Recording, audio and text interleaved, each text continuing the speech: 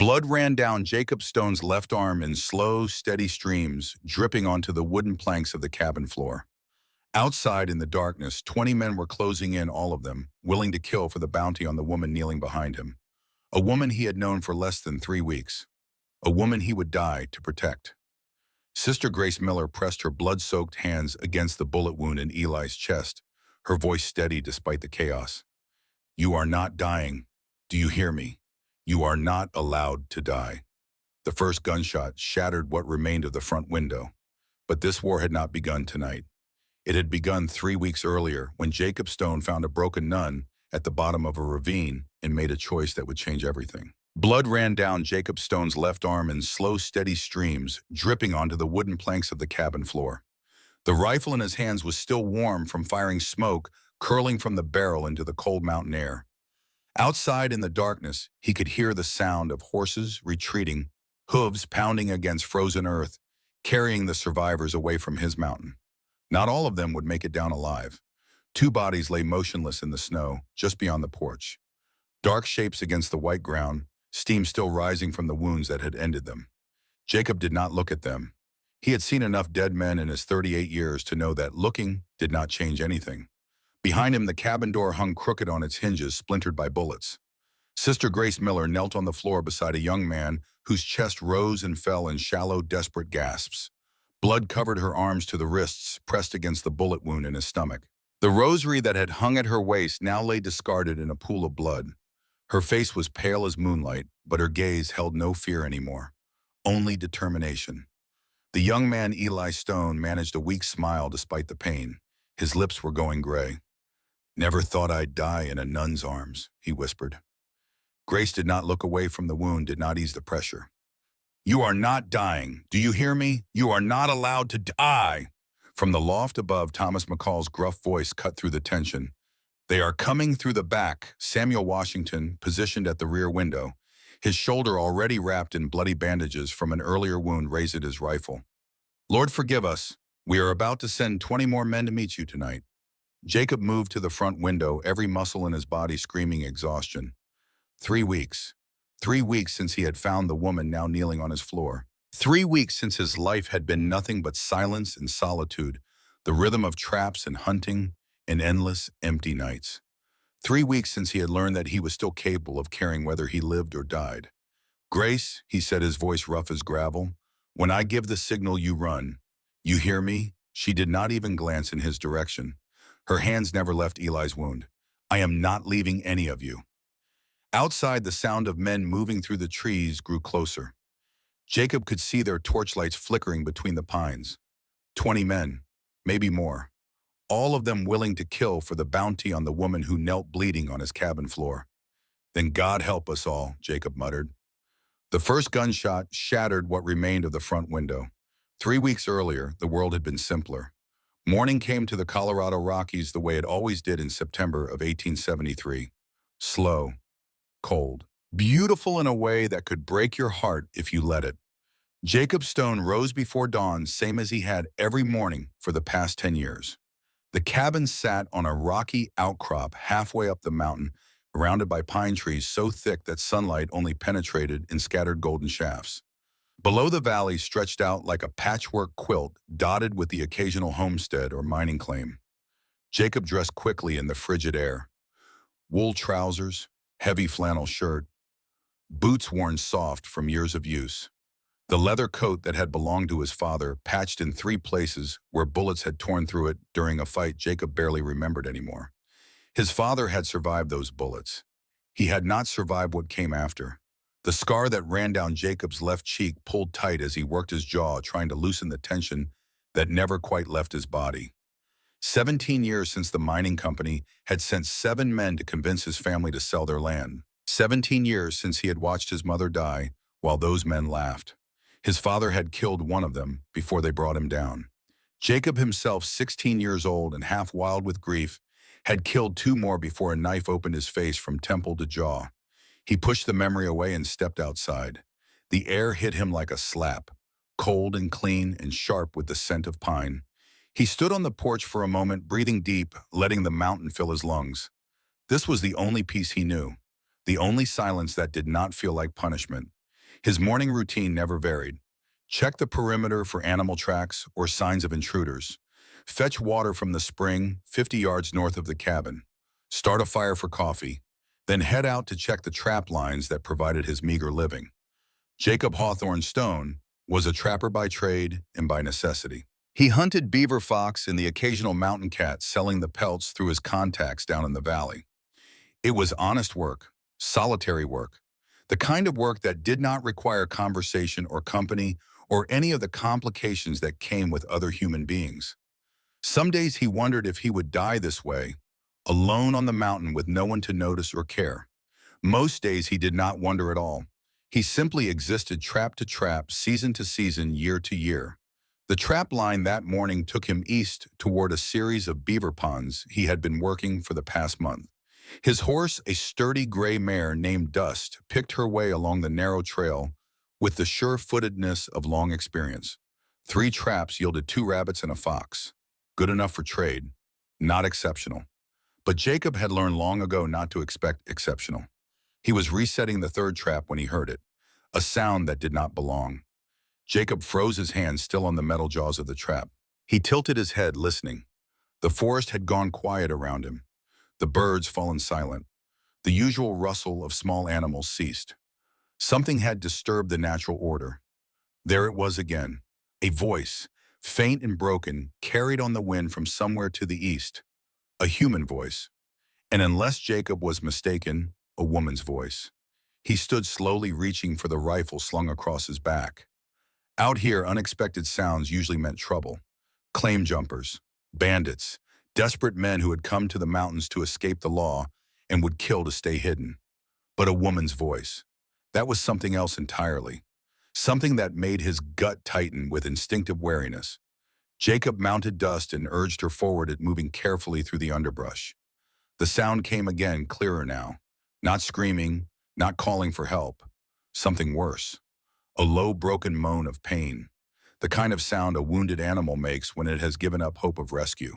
The terrain grew rougher as he approached, the trees thinning to reveal a rocky ravine that cut through the mountainside like a wound. Jacob knew this place. Red Rock Canyon. It was treacherous, full of loose stones and sudden drops. He had lost a mule here 5 years ago, when the animal had slipped on wet rock and tumbled into the darkness below. He dismounted and approached the edge on foot, leading Dust by the reins. The ravine was perhaps 30 feet deep at this point, its walls steep but not quite vertical. At the bottom, a small stream ran over smooth stones, gurgling its way toward the valley far below. And there, crumpled on the rocky bank of the stream, was a woman. Jacob felt his breath catch in his throat. She lay on her back, one leg bent at an angle that spoke of broken bones. Her dress, once fine by the look of it, was torn and muddy. The pale fabric, some kind of dark material he could not quite make out from this distance, was stained with dirt and what might have been blood. Her hair, a rich brown that reminded him of autumn leaves, had come loose and spread across the rocks like a fan. She was not moving. For a long moment, Jacob simply stared. His mind raced through possibilities. A traveler who had lost her way, a woman abandoned by her escort, someone running from something. None of it made sense. Women did not simply appear in the Colorado wilderness, broken and bleeding at the bottom of ravines.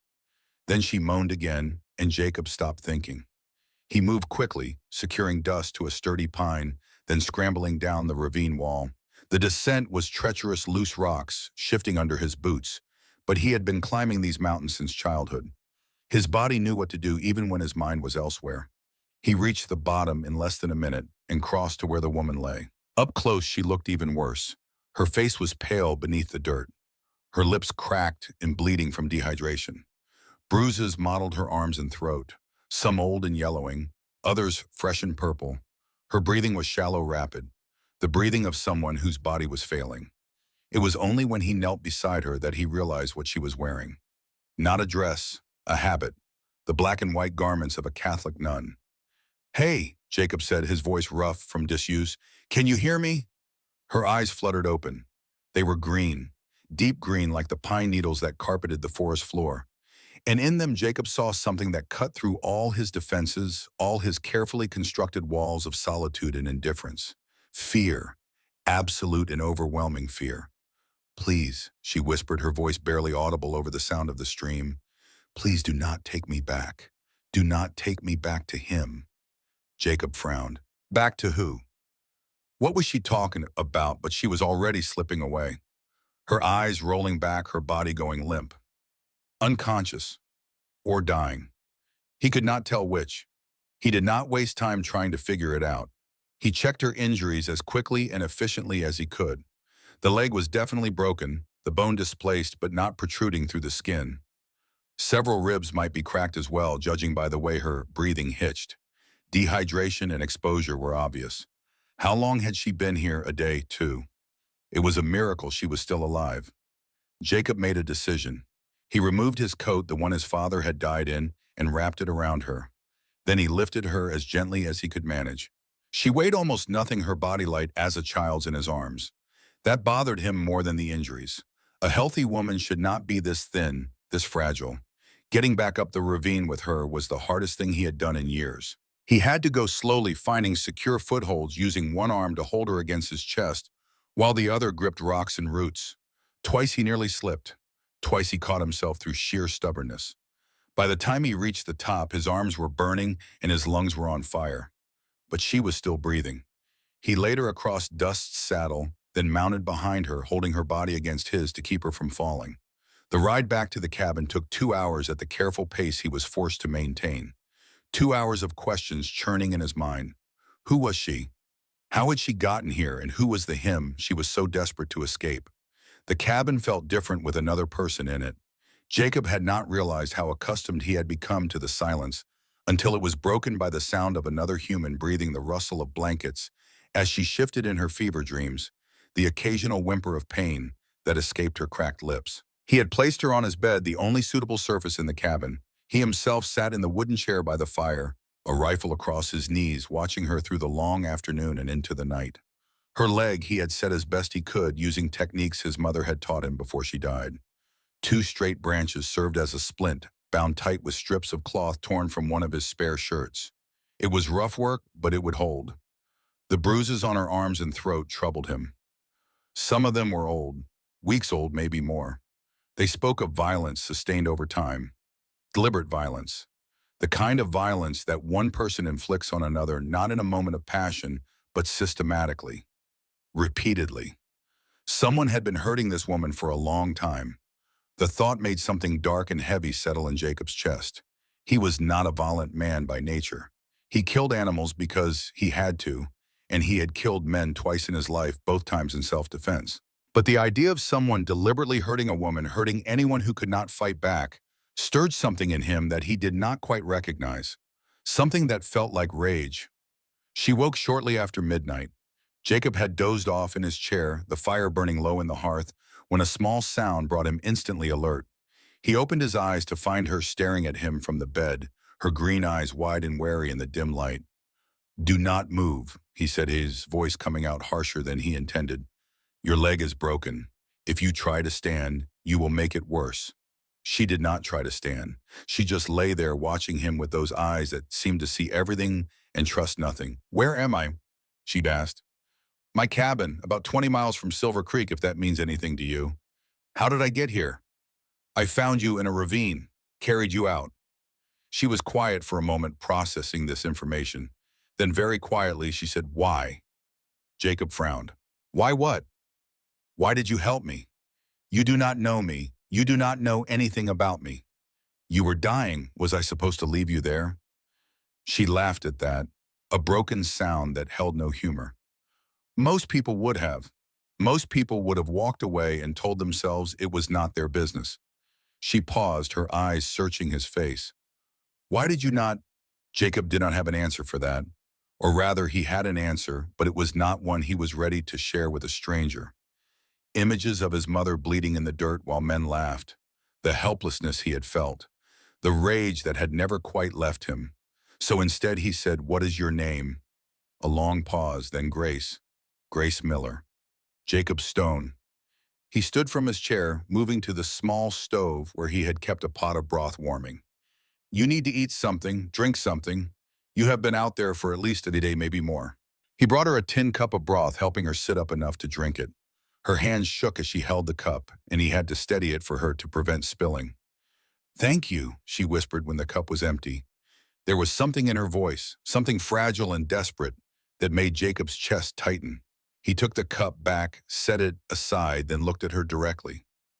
"Who hurt you?" Grace's eyes widened. "What?" "The bruises on your arms, your throat. Some of them are weeks old. Someone has been hurting you for a long time." "Who?" For a moment he thought she would not answer. Then tears began sliding down her cheeks, silent and unstoppable. "A man named Victor Blackwood," she said. "A man who thinks he owns me." The story came in pieces, fragments spoken between long silences as if each word cost her something precious.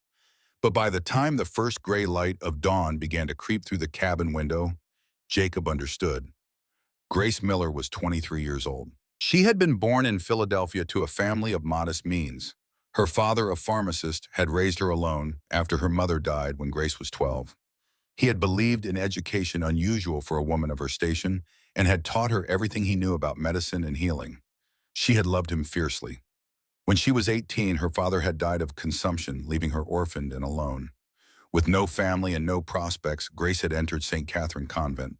It had not been a calling, she admitted. It had been survival, a place to belong when she had nowhere else to go. At 21, she had taken her final vows: poverty, chastity, obedience. She had thought she meant them. She had thought she had found peace. Then 6 months ago, Victor Blackwood had arrived. He was a railroad tycoon from Boston, wealthy beyond measure, powerful beyond imagination. He had come to the convent with an offer. The convent owed $50,000 to creditors. They were about to lose everything. Blackwood would pay the debt, all of it. In exchange, Grace would annul her vows and marry him. The Mother Superior was desperate. Grace said, her voice barely above a whisper. 40 women would lose their home if the debt was not paid. She told me it was God's will, that I had to sacrifice for the greater good. "But you had already taken vows," Jacob said. "She said the church could annul them, that it was legal, that I had no choice." Grace told him about the 3 months that followed, Blackwood's visits to the convent, his gifts, his smiles that never reached his eyes, the way he looked at her not as a person but as a possession.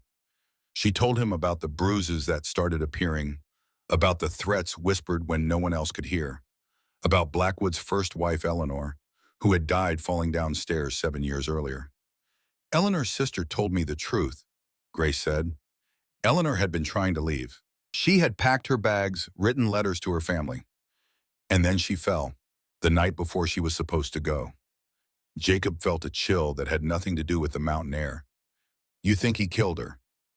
"I know he did, and I knew that if I stayed, I would end up the same way. Another tragic accident, another wife who learned her lesson too late." So she had run.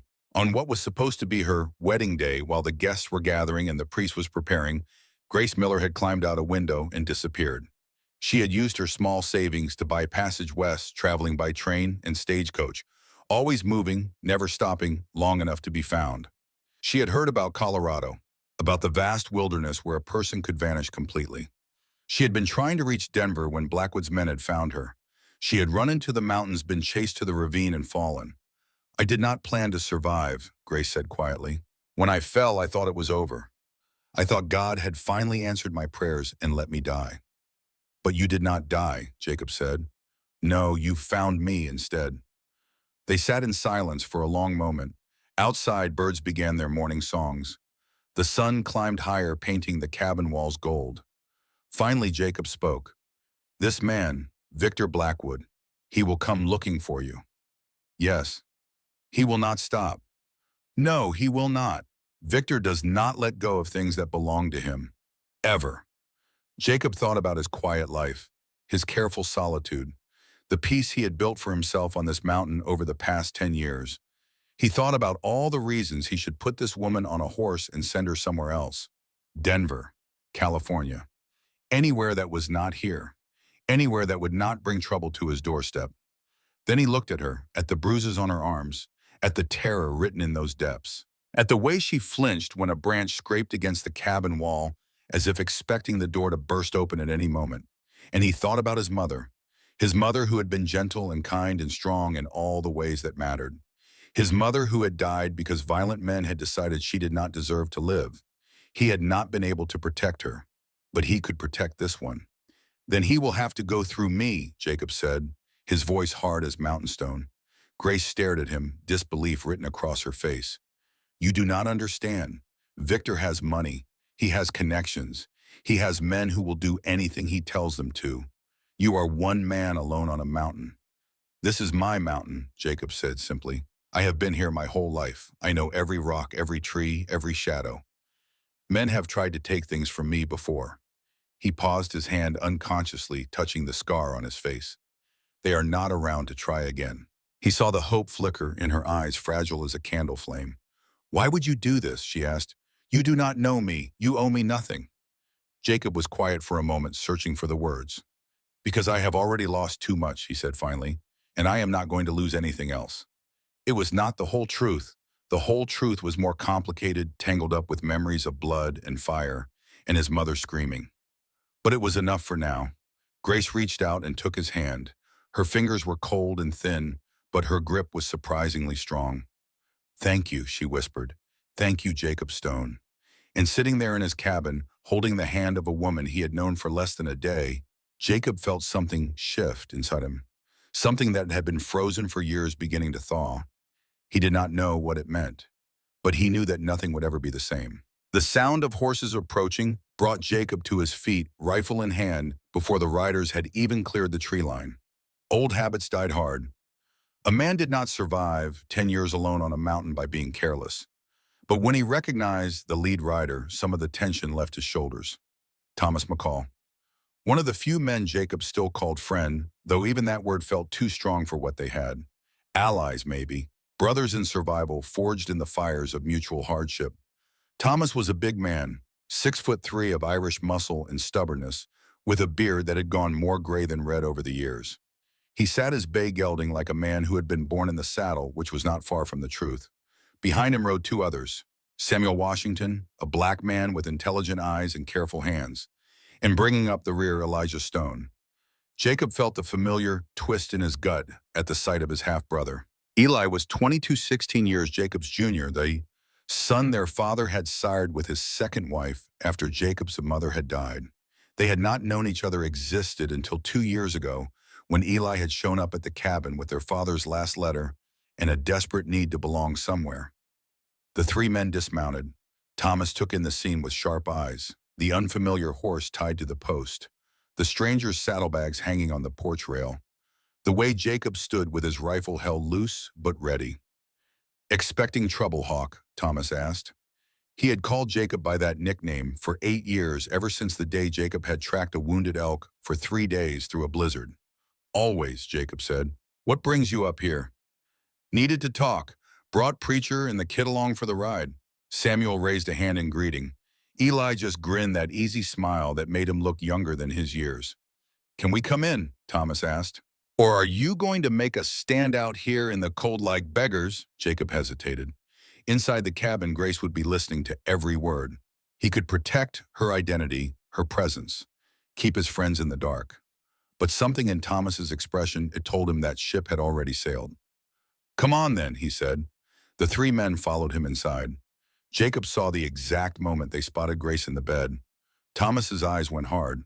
Samuel's hand moved unconsciously toward the knife at his belt. Eli's eyebrows shot up so high they nearly disappeared into his hairline. Well, Thomas said slowly, this is unexpected.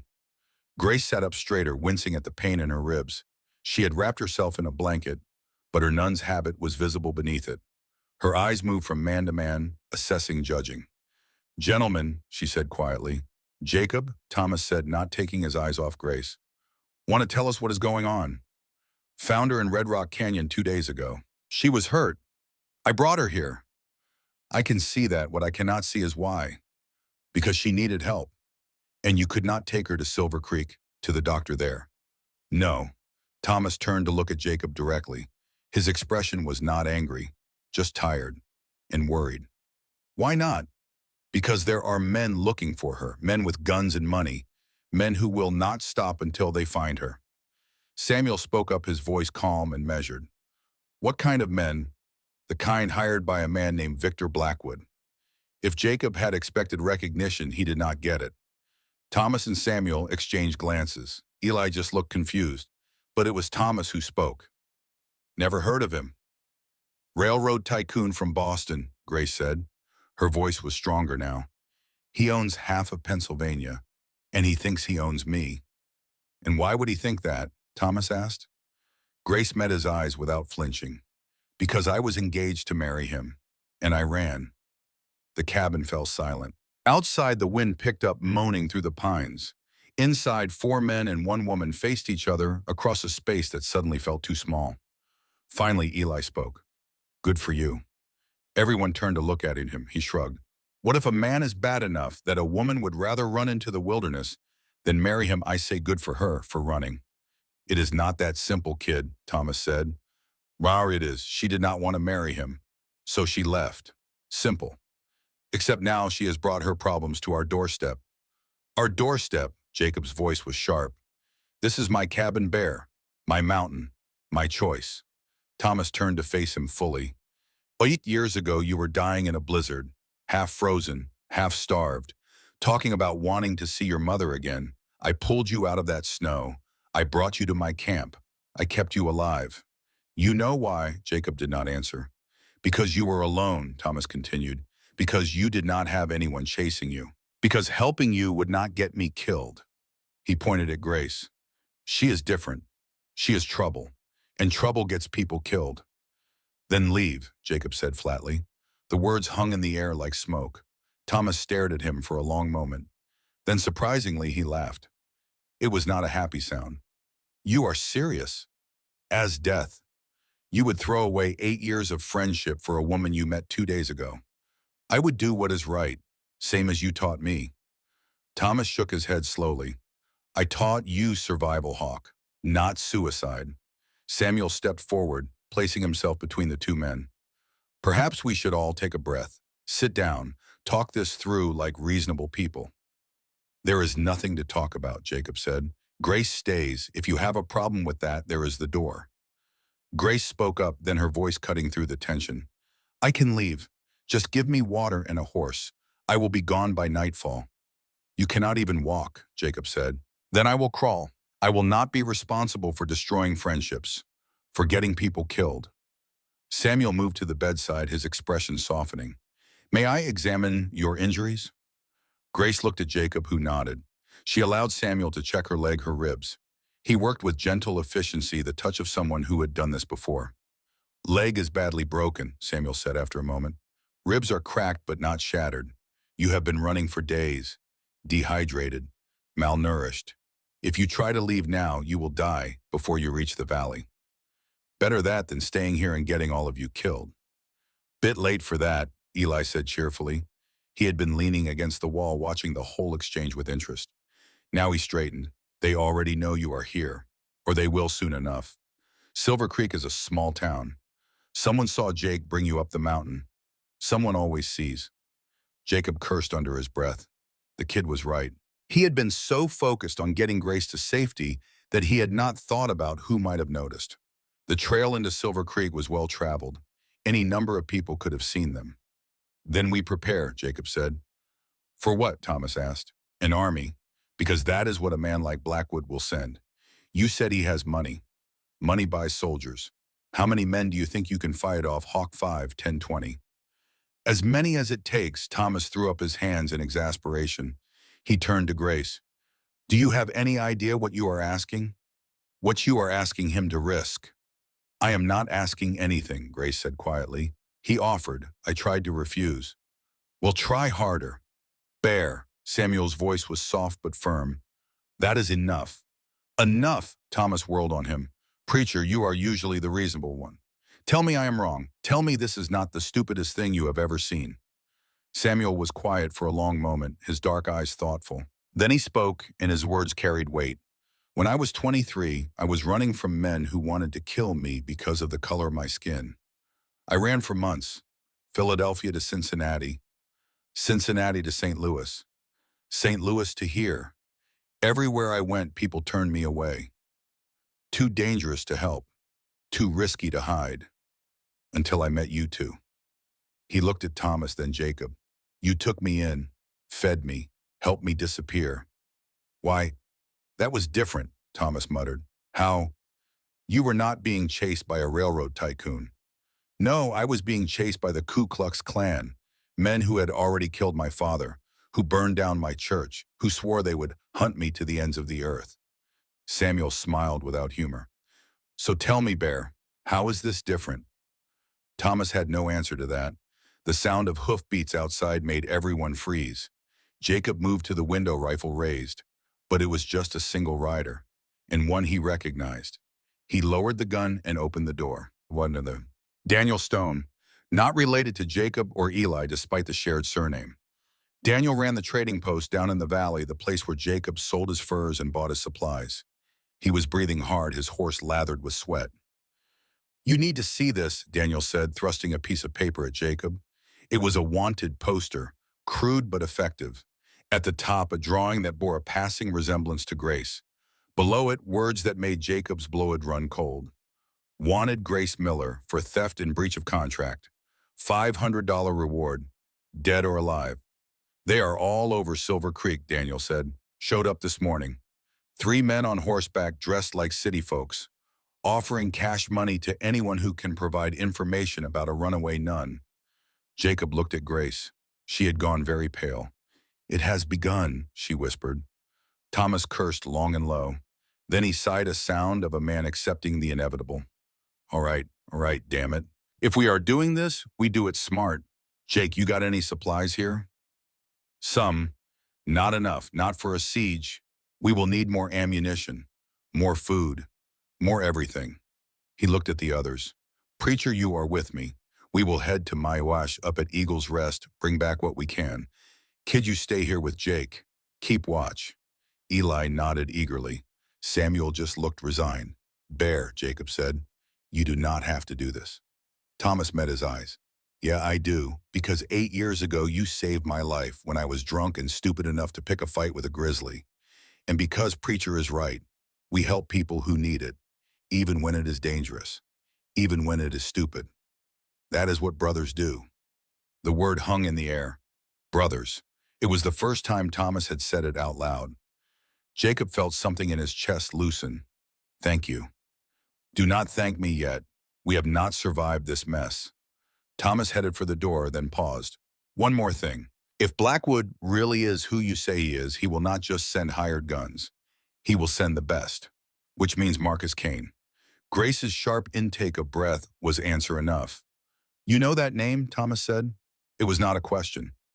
"He is Blackwood's problem solver," Grace said quietly.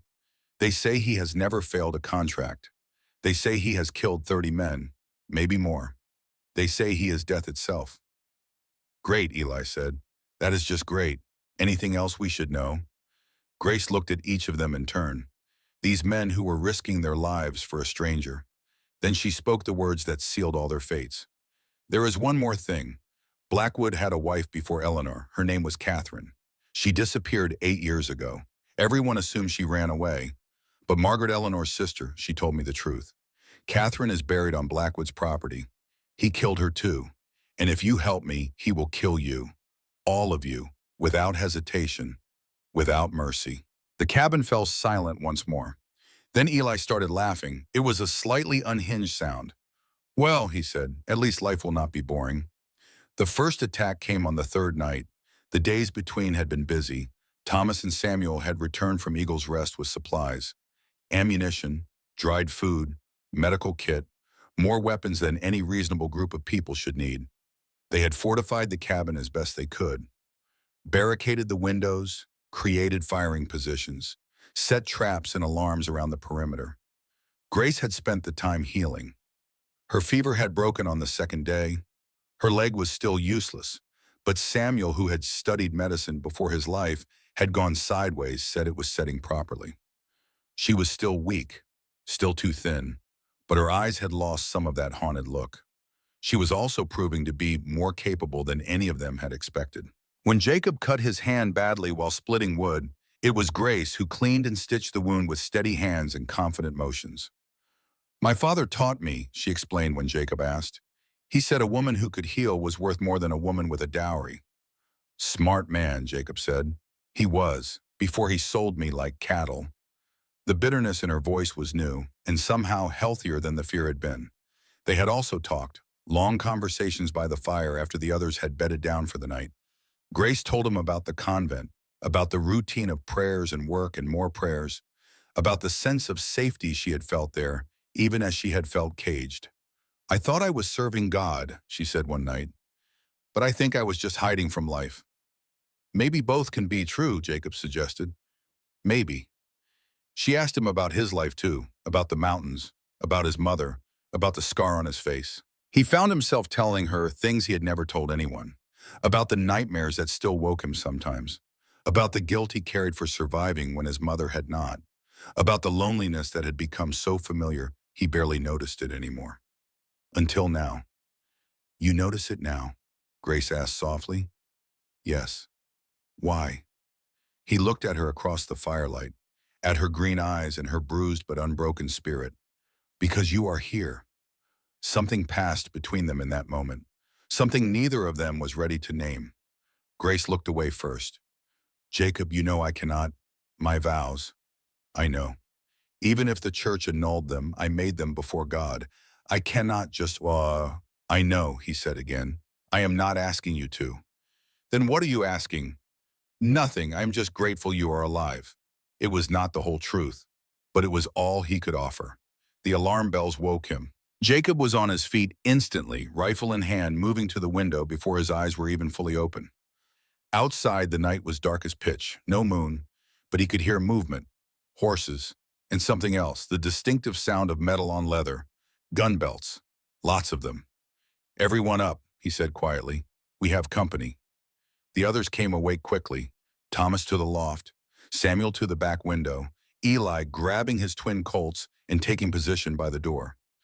Grace, still unable to walk easily, sat up in bed and reached for the small revolver Jacob had given her. How many? Thomas called down from above. Cannot tell us yet. At least 4, maybe more. A voice called out from the darkness, confident, arrogant. Jacob Stone, we know you are in there. We also know you have something that does not belong to you. Jacob did not answer. He scanned the tree line looking for muzzle flashes for shapes moving in the dark. Mr. Blackwood is willing to be reasonable. Send out the woman and we will leave you be. You have my word. Your word is not worth much in the dark, Jacob shouted back, laughter from multiple directions. They had spread out, surrounded the cabin, professional work. Have it your way. Mr. Blackwood said to bring her back alive if possible, but he did not specify in what condition, and he said nothing about you. The first shot shattered the front window. What followed was chaos. Muzzle flashes lit up the night like lightning. The roar of gunfire was deafening in the confined space. Jacob returned fire at the flashes, working the bolt of his rifle with practiced efficiency. From the loft, Thomas's shotgun boomed like thunder. Samuel's rifle cracked from the rear window with methodical precision. Eli was grinning like a madman, firing his twin colts out the door with wild abandon. How many are there? Grace shouted over the noise. Too many, Jacob replied. A bullet punched through the wall inches from Jacob's head. Splinters of wood sprayed across his face. He ducked, changed position, came up firing from a different angle. Hit one of the attackers. The man went down screaming. Then one of them tried to break through the back window. Samuel saw him coming, put 3 bullets into the center mass. The man fell backward into the snow and did not move. But the window was compromised now, open to the elements and to more attackers. Preacher, fall back, Jacob ordered. Take the side window. Samuel moved quickly, and it was Grace who filled the gap. She could not stand, could not walk, but she could shoot. She positioned herself on the floor beneath the shattered back window, the revolver Jacob had given her held in both hands. When the next man tried to come through, she did not hesitate. The revolver barked once. The man jerked backward, clutching his shoulder. Fell into the snow. Grace stared at the gun in her hands, at the man she had just shot. Her face had gone white, but her hands were steady. Good shot, Jacob called to her. She did not answer. The firefight lasted perhaps 10 minutes, though it felt like hours. The attackers had numbers and surprise. But Jacob and his friends had position and determination. And something else. They were fighting for something that mattered. The men outside were just fighting for money. In the end, 3 of the attackers lay dead or dying in the snow. The rest had retreated, their nerve broken by casualties and by the fierce resistance they had not expected. Jacob did not let his guard down. He kept watch through the broken window rifle, ready, waiting for a second wave that never came. Finally, as the first gray light of dawn began to touch the eastern peaks, he allowed himself to relax slightly. "Everyone all right?" he called out. "Peachy," Eli said. He had a cut on his forehead from flying glass, but his grin had not faded. "Intact," Samuel reported. "Same," Thomas added from the loft.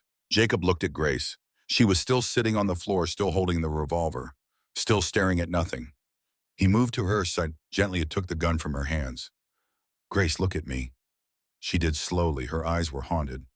"I shot a man," she whispered. "You defended yourself. I took a life. I broke the 5th commandment. You saved lives. That is not murder. That is survival." Is there a difference? Jacob thought about all the men he had killed. In the war, in self-defense, in rage and grief and desperation. Thought about the weight he carried for each one. "Yes," he said firmly, "there is a difference, and we will talk about it later when it is safe, but for now you need to know something." "You did nothing wrong." She looked at him for a long moment. Then finally she nodded, just once, and some of the tension left her shoulders. Outside, one of the wounded men was still alive. Barely. Jacob went out to check on him, rifle ready in case it was a trick. It was not. The man was gut-shot, dying, but still conscious. "Water," the man gasped. Jacob gave him some from his canteen. The man drank greedily, then coughed blood. You were good," the man said. "Better than Hendricks said." "Who sent you?" "Blackwood. Who else?" "How many more are coming?" The man laughed wetly. "All of them. He is paying 1,000 per man now. Every bounty hunter, every gun for hire, they are all coming. When? Soon. Kane is already on his way." The man coughed again, harder this time. More blood. He would not last much longer. "Tell me something," Jacob said. "Was it worth it, dying for another man's money?" The man's eyes focused on him with surprising clarity. "I got kids. 3 of them. Wife died last year. Needed the money to feed them. So yeah, it was worth it. You do what you have to for the people you love." He died before Jacob could respond. Standing there in the snow, looking at the body of a man who had tried to kill him, but who had also just been a father trying to feed his children. Jacob felt the weight of what was coming settle on his shoulders like a physical thing. This was not going to end, not until Blackwood was dead or they were. There would be more attacks, more desperate men willing to kill for money, more blood in the snow. He went back inside. Thomas, Samuel, and Eli were checking ammunition, repairing the barricades. Grace was still on the floor, pale but composed. "We cannot stay here," Thomas said without preamble. "The cabin is compromised. Too many angles of attack. We need better ground." "Eagle's Rest," Jacob said. Thomas nodded. "It is defensible. Hidden. We can hold out there for weeks if we have to." "Can Grace travel?" Samuel asked. "I will manage," Grace said before anyone else could speak. They left within the hour, loaded what supplies they could carry onto the horses. Burned the rest rather than leave anything useful for their enemies. Grace rode in front of Jacob, his arms around her to keep her steady. She did not complain once, even though he knew every step of the horse had to be agony for her broken leg. The journey to Eagle's Rest took most of the day. It was a punishing ride up steep trails and along narrow ledges that dropped away into nothing. Several times they had to dismount and lead the horses. Grace could not walk, so Jacob carried her. She protested at first, then stopped when she saw the look on his face. "You are stubborn," she said as he lifted her for the 3rd time. "Runs in the family." "I noticed." Behind them, Eli grinned. "She has your number, brother." Jacob ignored him. They reached Eagle's Rest as the sun was setting. It was a cave system hidden behind a waterfall, accessible only by a narrow path that only Jacob and Thomas knew. Inside it opened into a series of connected chambers, dry, relatively warm despite the cold outside, and stocked with supplies that Jacob's father had left there years ago. They got Grace settled first. Samuel checked her leg, pronounced it still healing properly despite the rough journey. Then they secured the horses in a smaller cave chamber and began setting up a proper camp. That night, exhausted but safe for the moment, they sat around a small fire in the main chamber. The sound of the waterfall was a constant rush just outside the entrance, soothing, almost peaceful. "What now?" Eli asked. "Now we wait," Thomas said, "and prepare. Cain will come, and when he does, we need to be ready." "How do you fight a legend?" Eli wondered. "Same way you fight any man," Jacob said. "Bleed him." Grace had been quiet through dinner. Now she spoke up. "You could still send me away. Give me a horse. Let me ride for Denver. Draw them away from you." 4 men answered at once. "No." She smiled slightly at that. A real smile, the first Jacob had seen from her. "You are all fools." "Probably," Thomas agreed. "But we are alive. That has to count for something." They talked for a while longer, making plans, discussing tactics, but eventually one by one they drifted off to sleep. Thomas in the watch position by the entrance, Samuel in one of the side chambers, Eli sprawled near the fire like a lazy cat. Jacob and Grace were the last awake. She sat with her back against the cave wall, her broken legs stretched out before her. He sat near enough to talk, but not so close as to make her uncomfortable. "Why are you really doing this?" she asked quietly. "I told you, I have lost too much already." "That is not the whole truth." He looked at her. In the firelight, her face was all shadows and gold, beautiful in a way that had nothing to do with features and everything to do with the strength he saw in her eyes. "No," he admitted, "it is not." "Then tell me the truth." Jacob thought about all the ways he could answer that question, all the safe responses, all the careful deflections. Then he decided she deserved better than that. "Because when I found you in that ravine, I saw myself, broken, running, alone. And I thought maybe God sent you not just for me to save. Maybe he sent you so I could learn to live again." Grace was silent for a long moment. Then she reached out and took his hand. Her fingers were warm now, stronger than they had been. "I think maybe he sent you so I could learn what it means to choose," she said. "For 23 years, I have done what I was told, what was expected, what was required. I have never chosen anything for myself. Not really. And now I am learning. It is terrifying.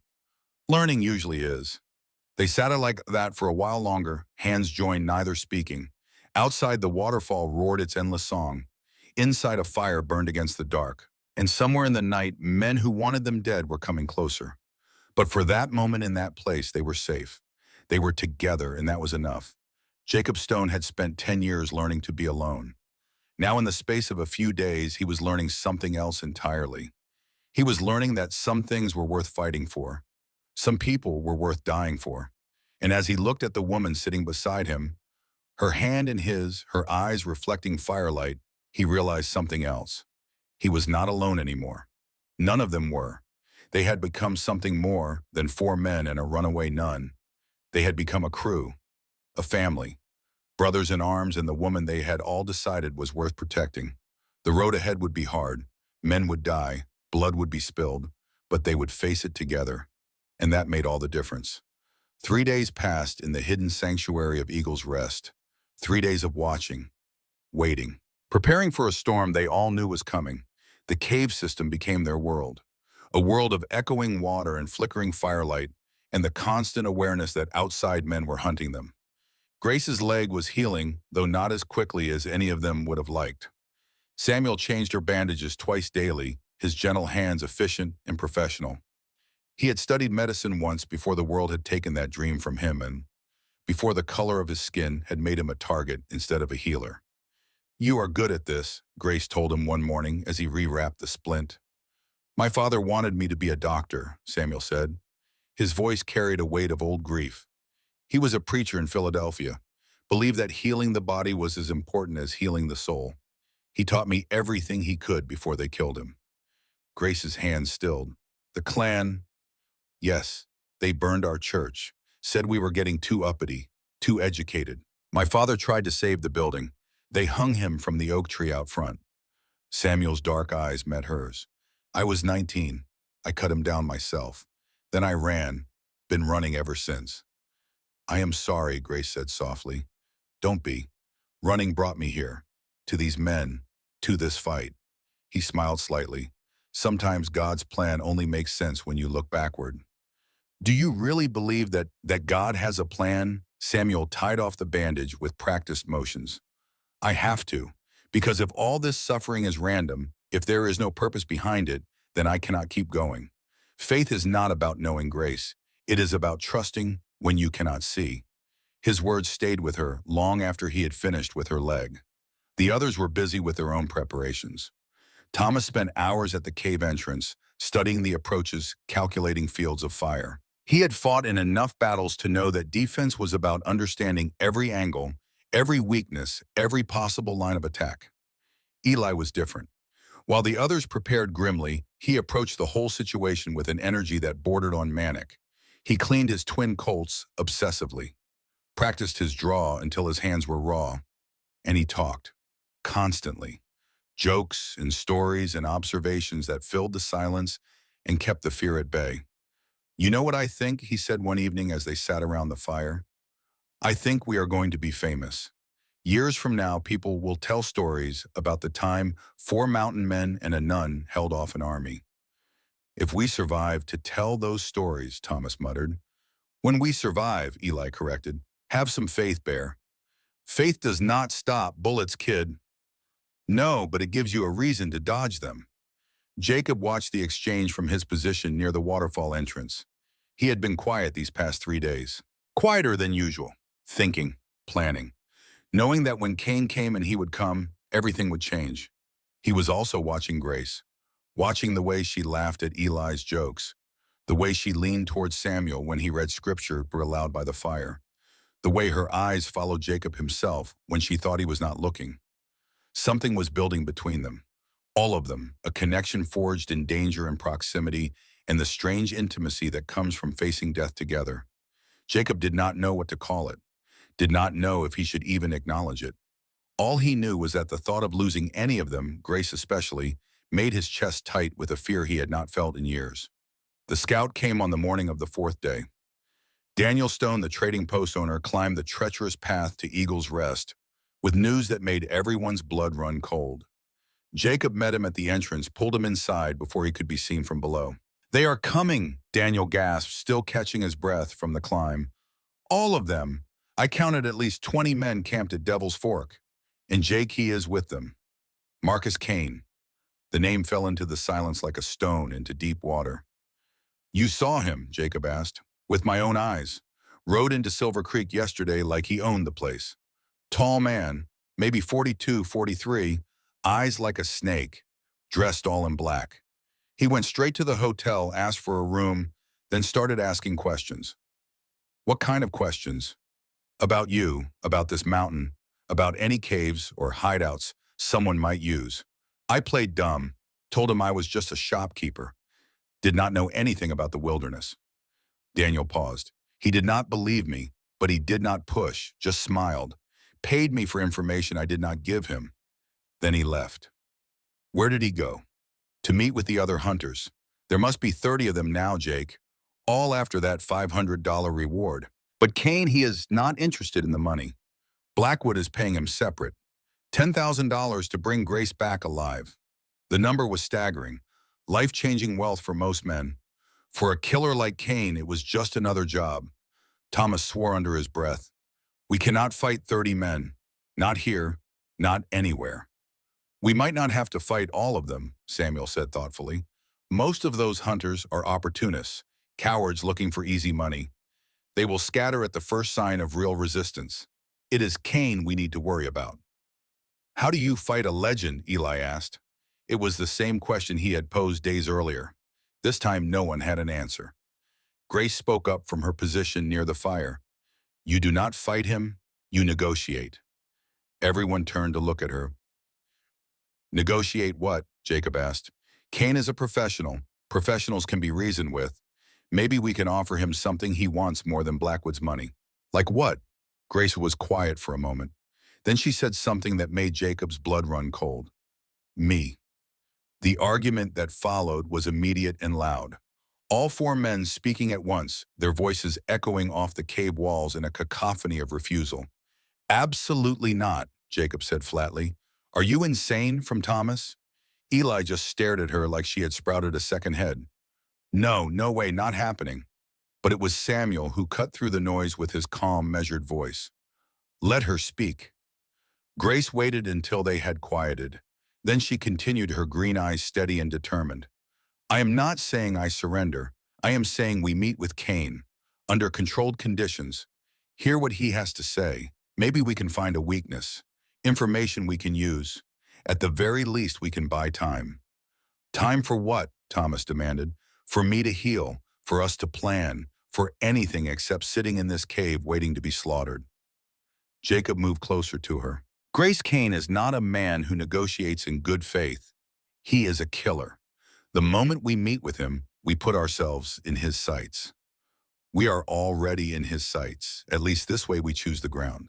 We choose the terms. She has a point, Samuel said quietly. Preacher, whose side are you on? Thomas exploded. The side that keeps us alive.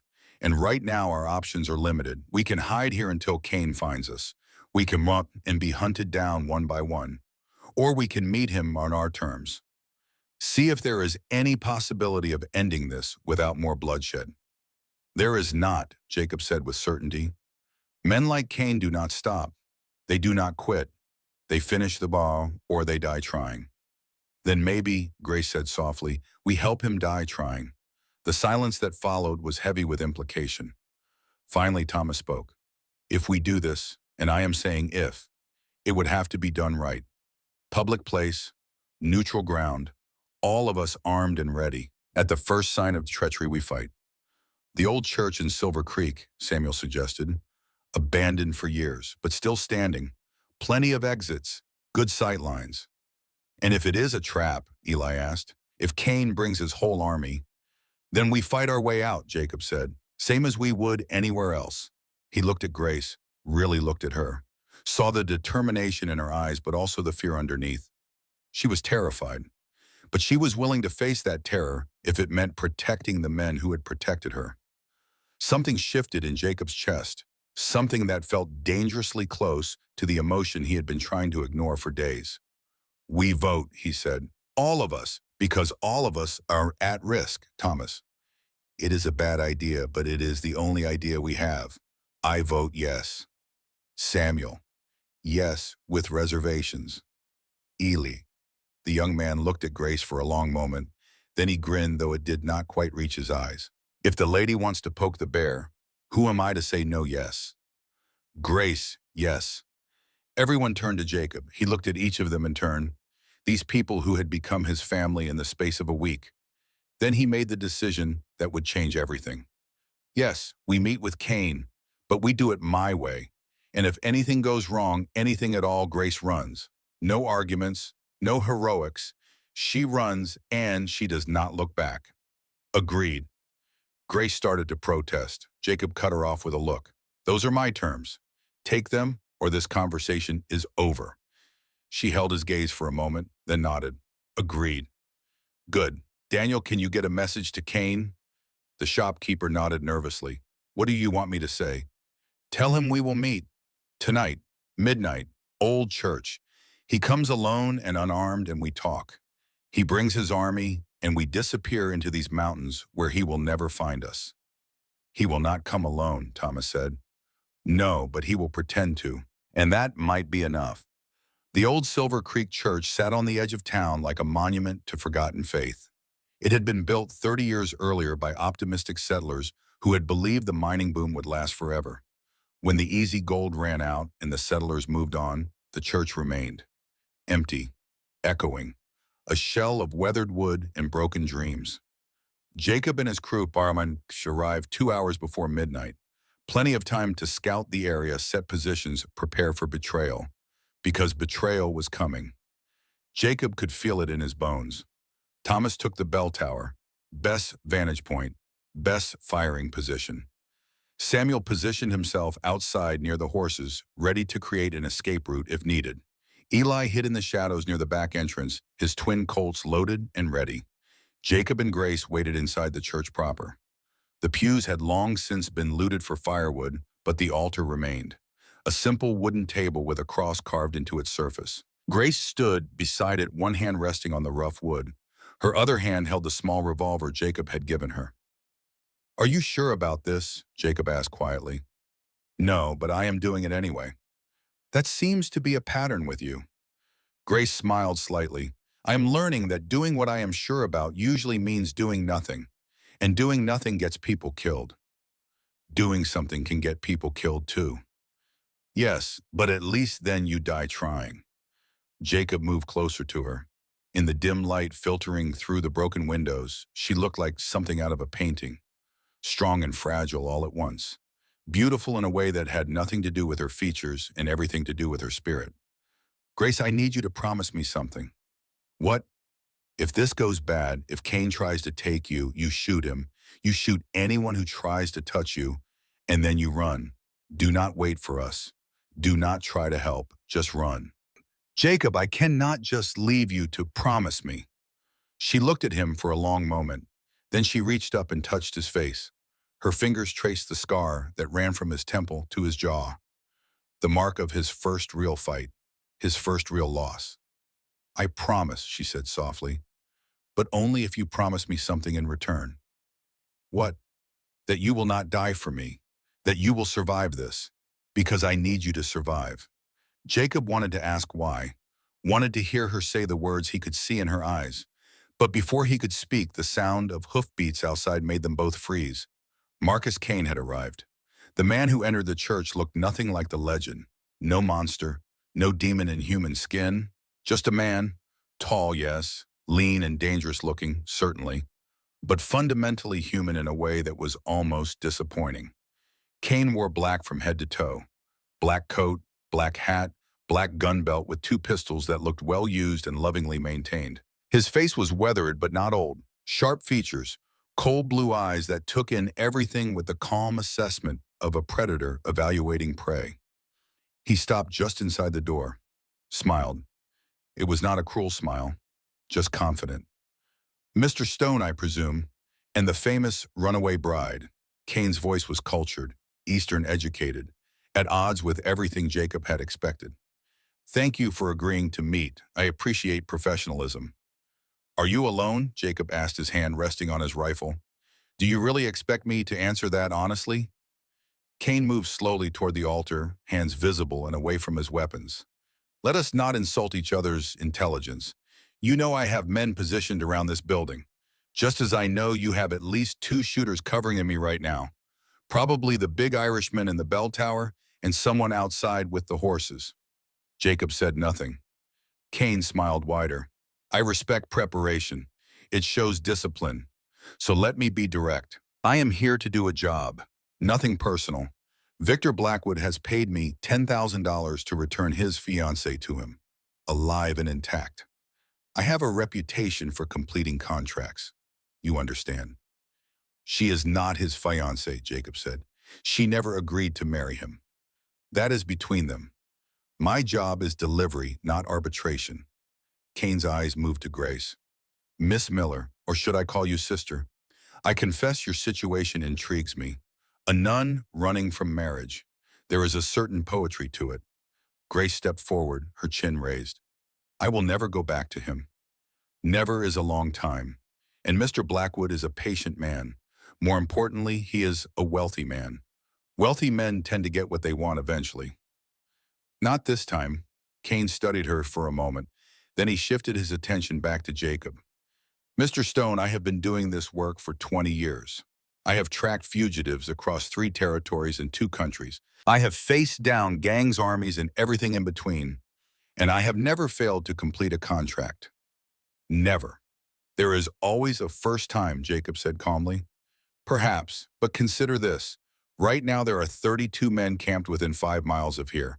All of them hunting for Miss Miller. All of them willing to kill anyone who gets in their way. You and your friends, you are good. Better than most. But you cannot fight 32 men. Not and win. We will manage. Will you?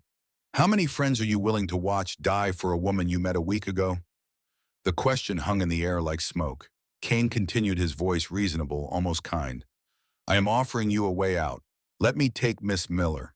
You and your men go free. Live out your lives in peace. No more running, no more fighting, just life. Is that not what you want? Jacob felt Grace tense beside him, felt the weight of her fear and her hope and her desperate need to not be the cause of more death. He knew what she was thinking, knew she was about to make a decision that would destroy her to save him. He spoke before she could. The answer is no. Cain's eyebrows rose slightly. You would rather die. I would rather live free, and so would she. You want Grace, you go through me. You go through all of us. And I promise you, Cain, we will make you work for every inch. We will make you bleed. And when it is over, when we are all dead and you are standing on our corpses, you will remember this moment. You will remember that you could have walked away. Cain was quiet for a long moment. Then he laughed. It was a genuine sound full of actual amusement. I like you, Stone, I really do. You have spine, but spine does not stop bullets. And I am very, very good with bullets. So am I. The two men stared at each other, two predators sizing each other up, calculating odds, measuring resolve. Finally, Cain spoke. I will give you 24 hours, one day to reconsider, to say your goodbyes, to make peace with your God. After that, I come for her, and when I do, I will not be alone. I will bring every man in my employ, every gun, every resource at my disposal, and I will burn this mountain to bedrock if I have to. He turned to leave, stopped at the door, looked back. Miss Miller, I want you to know something. This is not personal. I bear you no ill will, but I will complete my contract. One way or another, you are going back to Mr. Blackwood. The only question is, how many people die along the way? That choice I leave to you. Then he was gone, the door closing behind him with a soft click that sounded like a gunshot in the silence. Grace let out a breath she had been holding. Her whole body was shaking. Jacob reached for her, pulled her close. She did not resist, just pressed her face against his chest and let the fear finally show. He is going to kill all of you, she whispered. Everyone who tries to help me is going to die. No, Jacob said firmly. We are going to survive, all of us. How can you be so sure, Ba? Because I am not ready to die yet, and neither are you. From the bell tower, Thomas's voice called down. They are leaving, 12 men, mounted, heading back toward their camp. Samuel appeared in the doorway. Horses are ready. We should move. Now. Agreed, Jacob said. But before he could take a step, the sound of shattering glass made everyone freeze. Cain's men had not left. They had circled back. The church exploded into chaos. Gunfire erupted from every direction. Windows shattered. Bullets tore through the old wood walls like they were paper. Jacob threw Grace to the ground, covered her body with his own as the air above them filled with lead and death. Thomas's shotgun boomed from the bell tower. The heavy gun's roar was distinctive even amid the chaos. Samuel's rifle cracked from outside, methodical and deadly. Eli's twin Colts barked rapid fire from somewhere near the back. Jacob rolled off. Grace came up, shooting, his rifle finding targets by muzzle flash. One man down. Two. The attackers were closing in, trying to overwhelm them with numbers. Back door, Jacob shouted. Move! But the back door was already blocked. 3 men charging through, guns blazing. Eli met them head on, his Colt spitting fire. 2 went down. The third got a shot off. The bullet caught Eli in the chest. Jacob saw it happen as if in slow motion. Saw his brother jerk backward. Saw the blood bloom across his shirt. Saw him fall. Eli, Grace screamed. She was already moving, crawling across the floor toward the fallen man. Bullets whipped past her head. Jacob tried to stop her, to pull her back, but she was beyond reason, beyond fear. She reached Eli and pressed her hands to the wound in his chest, blood pouring between her fingers. Stay with me, she gasped. Eli, stay with me. Eli's eyes found hers. He tried to smile. Told you I would protect you. Then his eyes rolled back and he went limp. The world narrowed to a single point of rage. Jacob stood exposed to the gunfire and started killing. Every shot found its mark. Every pull of the trigger ended a life. He was not thinking, not planning, just moving and shooting and moving again. a machine built for one purpose: destruction. Thomas dropped down from the bell tower, adding his shotgun to the carnage. Samuel appeared at the front door, his rifle empty, now wielding a knife with deadly efficiency. The three of them created a corridor of death, fighting their way to where Grace knelt over Eli's still form. The attackers broke. Too many of them dead. Too much resistance. They fled into the night, leaving their casualties behind. The silence that followed was deafening. Jacob dropped to his knees beside Eli. The young man was still breathing, but barely. The chest wound was bad, possibly fatal. Blood everywhere. Grace's hands never stopped applying pressure, even as tears streamed down her face. "We need to move him," Samuel said. He was already tearing fabric, making bandages. "Get him back to the cave. I can operate there." "He will not survive the journey," Thomas said.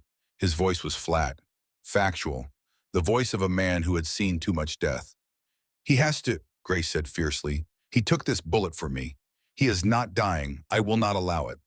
Jacob looked at her, at the blood on her hands and the determination in her eyes, at the way she held his brother like something precious and breakable. And he made a decision. "Samuel, can you save him? Maybe, if we move fast, if he does not go into shock, if the bullet missed his heart." Too many ifs, Jake. "But maybe, then we move, now."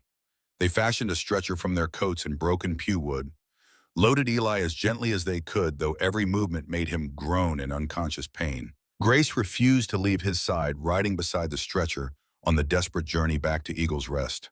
The climb was a nightmare. Narrow trails, steep inclines, treacherous footing in the dark. Thomas fell twice, nearly tumbling over the edge. Samuel's wounded shoulder, barely healed from the earlier attack, started bleeding again. But they did not stop. Could not stop. Grace talked to Eli the whole way. Constant stream of words, prayers and pleas and memories of things they had barely had time to experience. At some point, Jacob realized she was reciting scripture. The 23rd Psalm, over and over, a lifeline thrown to a drowning man. They reached Eagle's Rest as dawn was breaking. Got Eli inside, laid him on every blanket and coat they could spare. Samuel went to work immediately, his hands steady despite the exhaustion. "I need boiling water, clean cloth, whiskey, and someone to hold him down when I start cutting." Jacob and Thomas took the holding duty. Grace assisted Samuel, her medical training from the convent, making her the closest thing to a nurse they had. She worked without hesitation, passing instruments, providing suction, doing whatever Samuel needed. The surgery took 6 hours. 6 hours of blood and screaming and desperate prayers. 6 hours of not knowing if they were saving Eli or just prolonging his death. Finally, as the sun climbed toward its zenith, outside, Samuel stepped back. "Done, the bullet is out. Missed his heart by maybe an inch, missed his lung by less. He is bleeding internally, but there is nothing I can do about that except wait and see." "Will he live?" Grace asked. Samuel's face was gray with exhaustion and stress. "I do not know. Ask me again in 24 hours. If he survives that long, he has a chance. If not..." He did not finish the sentence. Did not need to. Grace nodded. Then she sat down beside Eli and took his hand. "I will stay with him." "Grace, you need rest," Jacob said. "I will rest when he wakes up." There was no arguing with that tone. Jacob looked at Thomas and Samuel. Both men were swaying on their feet. They had been up for nearly 30 hours, fighting, running, operating. They were done. "Everyone sleep," Jacob ordered. "I will take first watch." "Jake, you have not slept either," Samuel pointed out. "I will sleep later. Right now, I need to think." They did not argue. Within minutes, both men had collapsed into exhausted slumber. Only Jacob and Grace remained awake. She sat with Eli, monitoring his breathing, checking his pulse. Jacob sat at the cave entrance, watching the waterfall, his mind churning. Cain was coming. That much was certain. And when he came, it would not be with 12 men. It would be with all of them, an army descending on this mountain, on this cave, on the people Jacob had somehow come to love.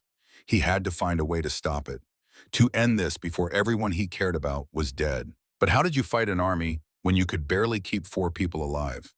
"Jacob," Grace's soft voice pulled him from his thoughts. "Come here." He moved to her side. Eli was still unconscious, but his breathing seemed steadier, less labored. "Thank you," Grace said quietly, "for not giving up on him." He is my brother, half-brother, and you barely knew him 2 years ago. Does not matter. He is blood, and he proved himself. Took a bullet meant for you without hesitation. That makes him family. Grace was quiet for a moment. Then she said something that changed everything. I love you. Jacob froze. What? I love you. I know I should not. I know I made vows before God. I know this is wrong in every way that matters. But I love you, Jacob Stone. And I need you to know that, because if we all die tomorrow, I do not want to die with that unsaid.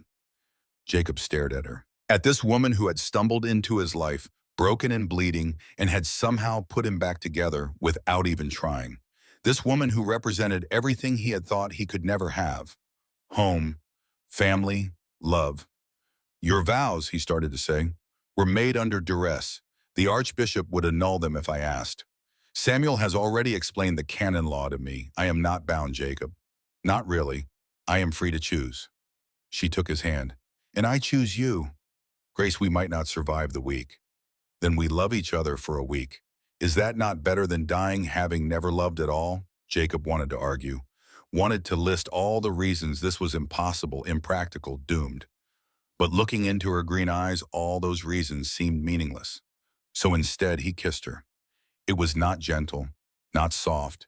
It was desperate and fierce and full of every emotion he had been suppressing for days. She kissed him back with equal intensity, her hands tangling in his hair, her body pressing against his as if she could merge them into one person.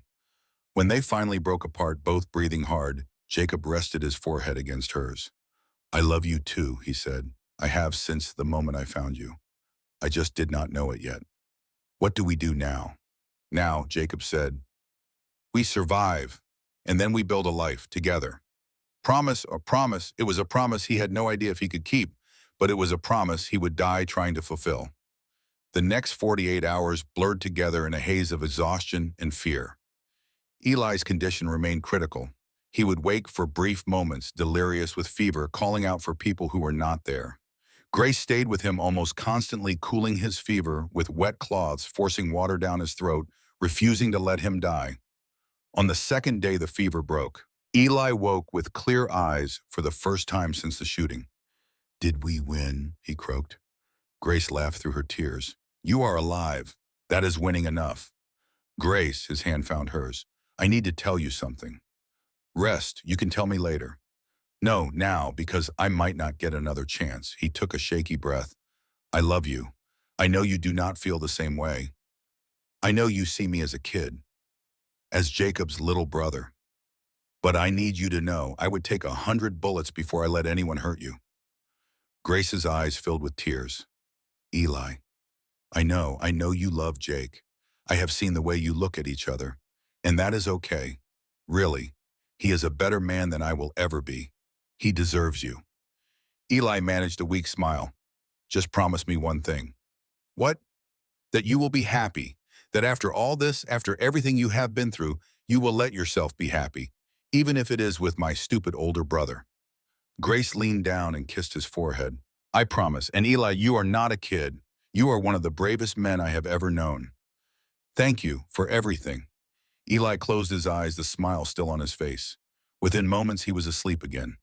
But this time it was the sleep of healing, not the edge of death. Jacob had been standing in the shadows watching the exchange. He moved to Grace's side, pulled her gently away from Eli's bedside. He is going to be okay, he said. Yes, thanks to Samuel, and to you, and to whatever grace God saw fit to grant us. Grace granted by grace, Jacob said with a slight smile. There is poetry in that. She laughed softly. Then her expression grew serious. Jacob, we cannot keep hiding here. Cain knows where we are, or he will soon enough. We need to take the fight to him. What are you suggesting?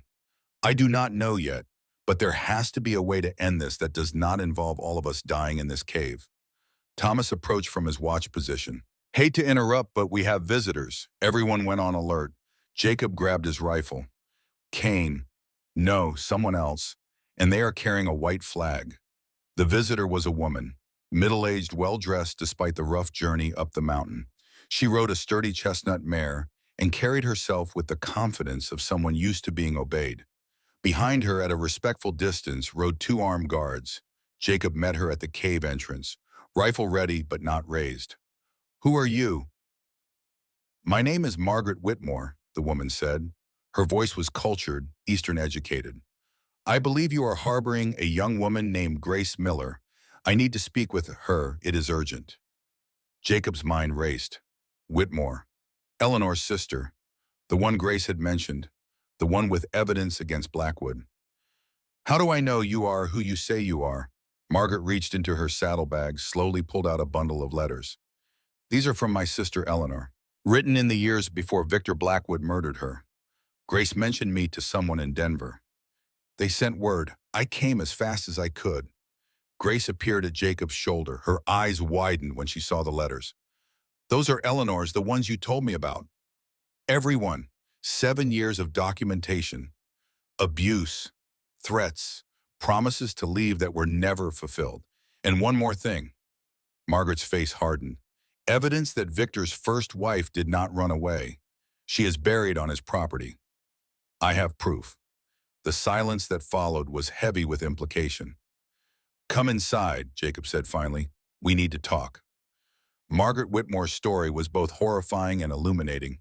She had been investigating her sister's death for 7 years.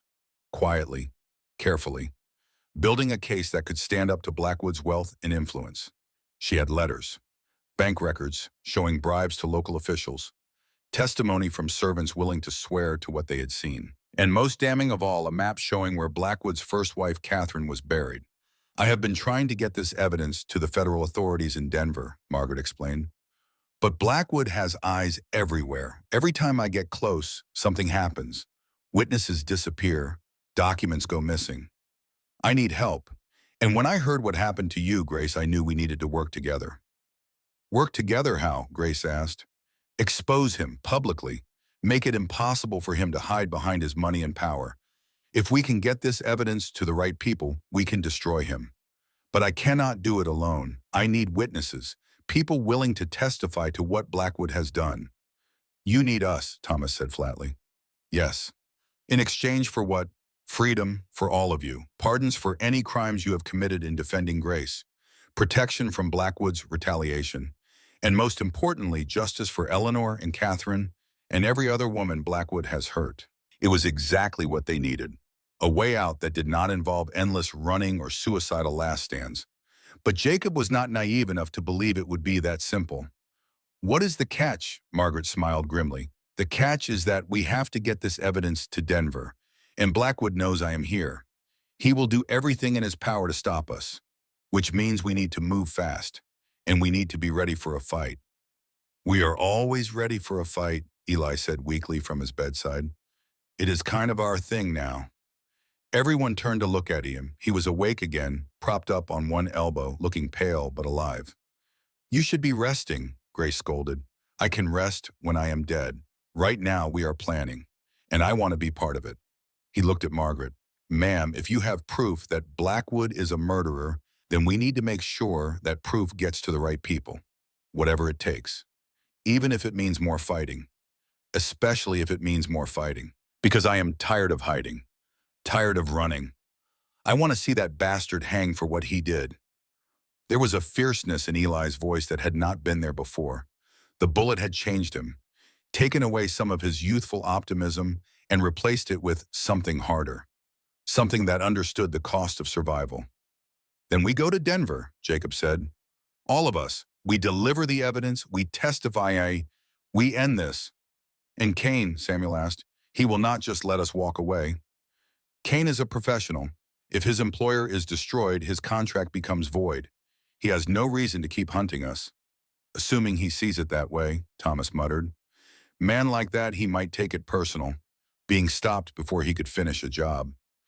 "Then we deal with him if we have to, but one thing at a time. First we get Margaret's evidence to safety. Everything else comes after." They spent the rest of the day planning. Margaret's guards could provide some protection, but not enough against Kane's small army. They would need to be smart, fast, and very, very lucky. The plan they settled on was simple, which was good because simple plans were harder to sabotage. They would leave before dawn, travel fast toward Denver, avoid the main roads, If Cain came after them, they would have to chase rather than ambush. And in a chase, speed mattered more than numbers. As night fell and the others prepared, Jacob found himself alone with Grace again. She was checking Eli one more time, making sure he was strong enough for the journey ahead. "He is tougher than he looks," Jacob said. "He is your brother. Of course he is tough." Jacob moved closer, took her hand. "Grace, tomorrow is going to be dangerous. More dangerous than anything we have faced yet. If something happens to me, nothing is going to happen to you. But if it does, I need you to promise me something." "What?" "That you will finish this. Get the evidence to Denver. Destroy Blackwood and then live. Really live, build the life you deserve." Grace shook her head. "I am not making that promise. Because nothing is going to happen to you. We are going to survive this together. We are going to see Blackwood hang, and then we are going to build that life. Together." She pulled him close, kissed him with a desperation that spoke of all the things they had not yet had time to say. When she pulled back, her eyes were fierce. "I found you, Jacob Stone. After years of being lost, I found you. And I am not letting you go. Not to Cain, not to Blackwood, not to anything. We survive together or we do not survive at all. Understood." Understood. They held each other in the darkness, listening to the waterfall and the sound of their friends preparing for war. Tomorrow would bring violence and chaos and possibly death. But tonight, for this moment, they had each other. And that was enough. Dawn came too soon. They moved out in the gray pre-dawn light, a small caravan of desperate people carrying evidence that could topple an empire. Margaret and her guards rode point. Jacob and Grace followed. Thomas, Samuel, and Eli, still weak but refusing to be left behind, brought up the rear. The mountain was quiet as they descended. Too quiet. No bird song, no rustle of wildlife. Just the sound of horses' hooves on rocky trails and the occasional clink of weapons being checked and rechecked. They were 2 hours from the valley floor when the ambush came. Cain's men hit them from 3 sides simultaneously. A perfectly executed attack designed to cut off retreat and force them into a killing zone. Gunfire erupted. Margaret's guards went down in the first volley. Thomas returned fire from horseback, his shotgun booming like thunder. "Split up," Jacob shouted. "Meet at the rendezvous." But even as he said it, he knew it was hopeless. They were outnumbered at least 20 to 1. Outgunned, outmaneuvered. This was not a fight they could win. "Grace, ride," he commanded. She did not hesitate, kicked her horse into a gallop, racing for the tree line with Margaret beside her. Jacob and the others laid down, covering fire, buying precious seconds with blood and bullets. Samuel took a hit, fell from his horse. Thomas was there instantly, dragging him to cover behind a fallen log. Eli, still weak, could barely hold his rifle steady, but he fought anyway, each shot requiring more strength than he had. Jacob saw it all in fragments, snapshots of chaos. His friends dying, his love escaping, the end rushing toward him like a freight train. And in the middle of it all, walking calmly through the gunfire as if bullets could not touch him, was Marcus Cain. The killer's face showed no emotion, no anger, no satisfaction, just professional focus as he advanced on Jacob's position. His twin pistols spat fire with mechanical precision, every shot calculated, every movement efficient. Jacob fired back, hit Cain in the shoulder. The man did not even flinch, just adjusted his aim and kept coming. They were going to die here, all of them, and Grace would be taken back to Blackwood. Everything they had fought for would be for nothing, unless Jacob made a decision, the kind of decision that could not be taken back. He looked at Thomas, met his friend's eyes across the battlefield, saw understanding there, saw acceptance. "Get them out," Jacob mouthed.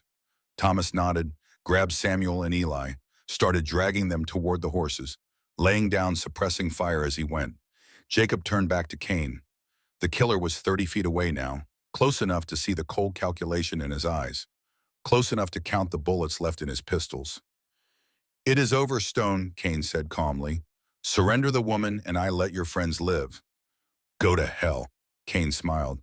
"I have been there, did not care for it." Then he moved, faster than Jacob thought possible, faster than human.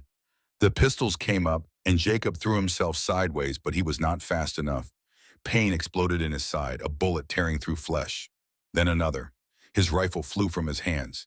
He hit the ground hard, rolled, came up with his Colt, but Cain was already there, kicking the gun away, putting a pistol to Jacob's head. "Where is she?" Jacob spat blood.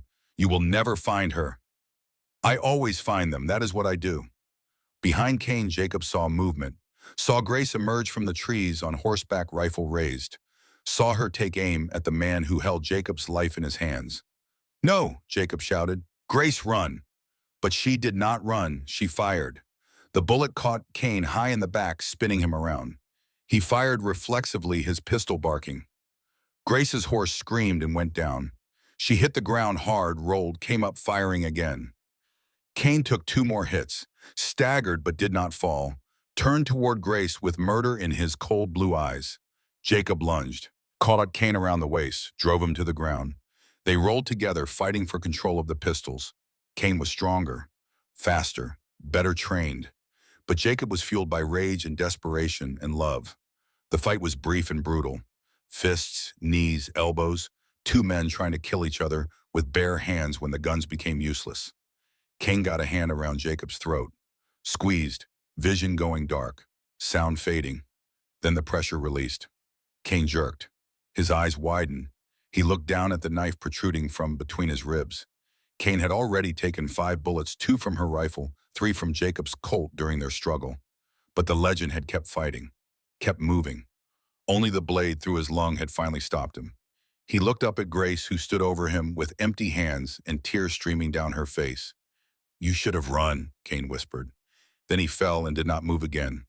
Grace collapsed beside Jacob, pulled him close. He could hear her sobbing, but could not find the strength to comfort her. His wounds were bad. 2 bullets in his side, maybe more. Hard to tell. Everything was going numb. "Stay with me," Grace begged. "Jacob, please stay with me." "I love you," he managed. "Do not you dare. Do not you dare die on me." Not planning to, but his eyes were already closing, the world fading to black. The last thing he saw was her face above him. The last thing he felt was her hands trying to hold him together. The last thing he heard was her voice, strong and fierce and full of love, commanding him to live. And then nothing. Jacob Stone woke to pain. Pure, white-hot agony that started in his side and spread through every nerve ending like wildfire. He tried to move, gasped, and felt hands gently push him back down. "Do not move," Grace's voice, hoarse, exhausted, but alive. "You have 2 bullets in you. Samuel is trying to get them out." Jacob forced his eyes open. He was back in Eagle's Rest. The cave walls flickered with firelight.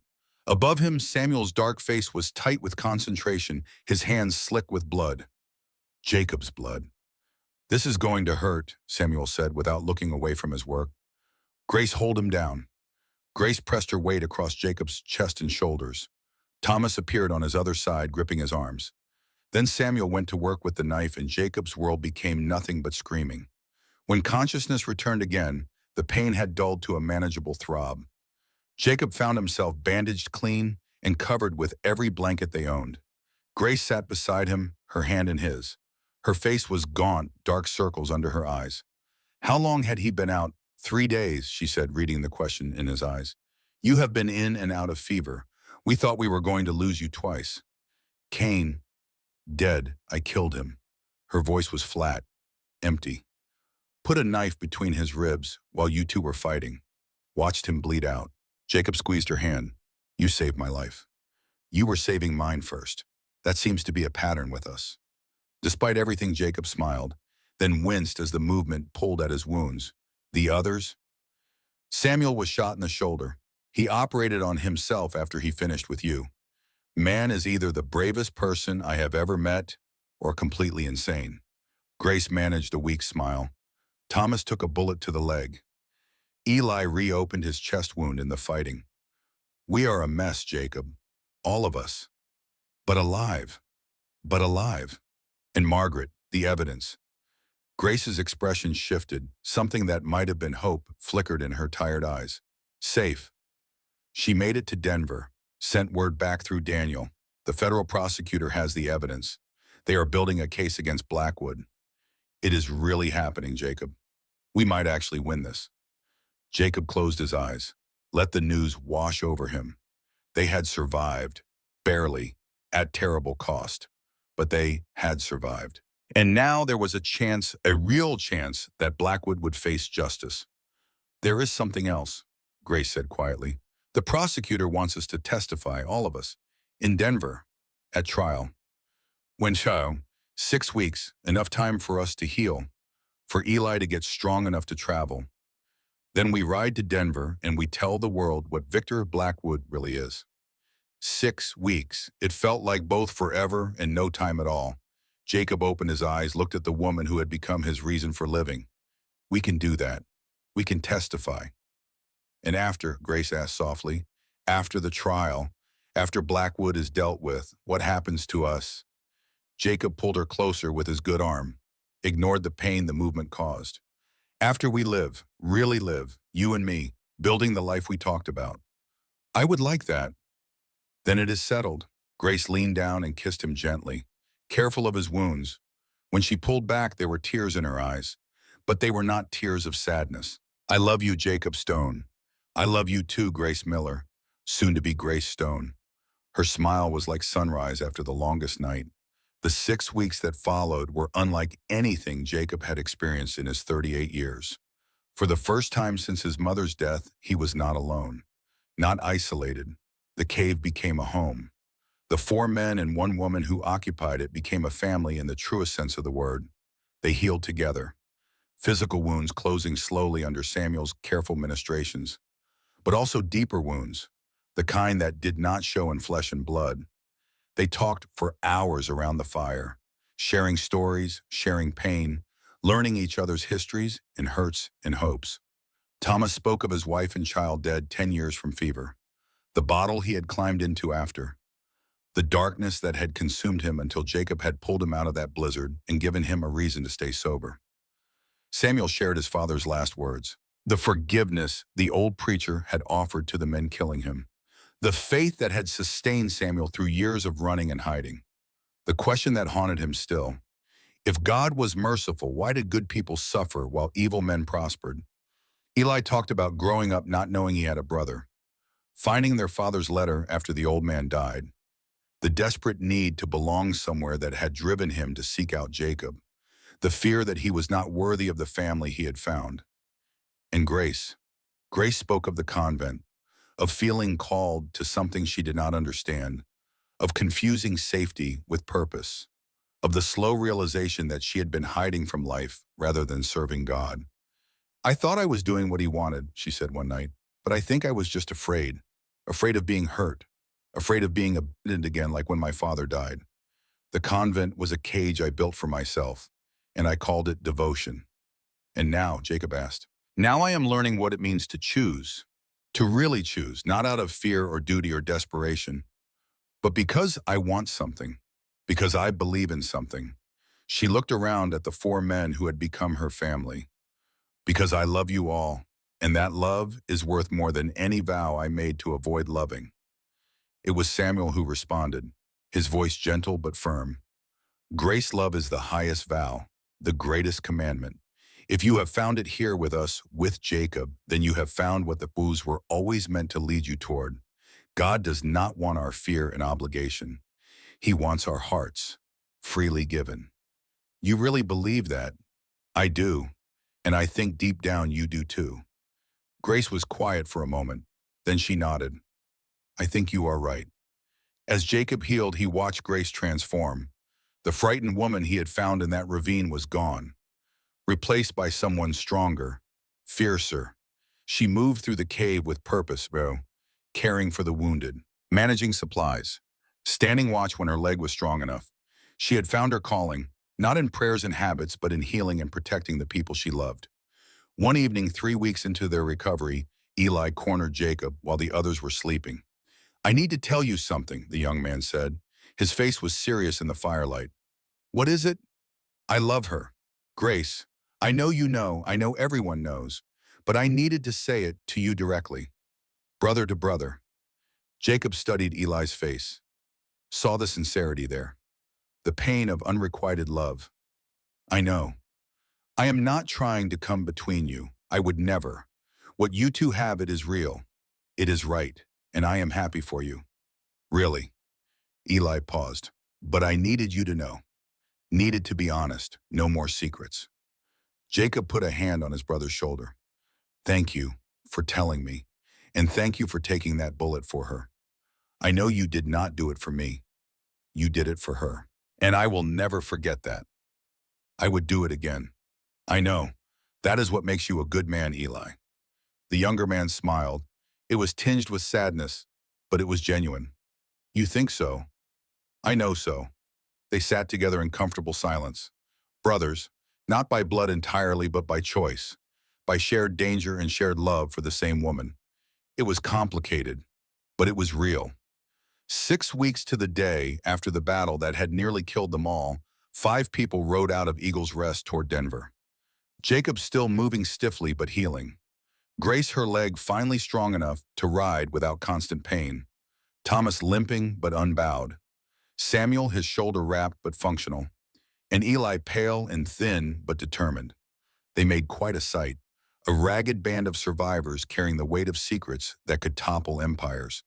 But they rode with their heads high, with purpose. This was the end game, the final confrontation.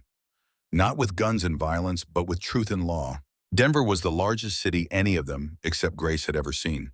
30,000 people, buildings 3 and 4 stories tall, streets packed with horses and wagons, and the constant noise of humanity pressed together. It was overwhelming, alien, but also strangely hopeful. Here in this mass of people and commerce and law, maybe justice was actually possible. Margaret Whitmore met them at the edge of town. The refined Eastern woman looked different now. Harder, more determined. She had spent the 6 weeks organizing, gathering more evidence, recruiting more witnesses, building a case so strong that even Blackwood's money and influence could not topple it. Are you ready? She asked. As we will ever be, Jacob replied. Good, because the trial starts tomorrow. The prosecutor, Harrison Blake, wants to meet with you tonight. Go over your testimony.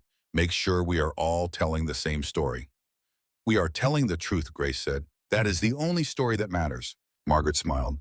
Yes, but even truth needs to be told well. Come, I will take you to him.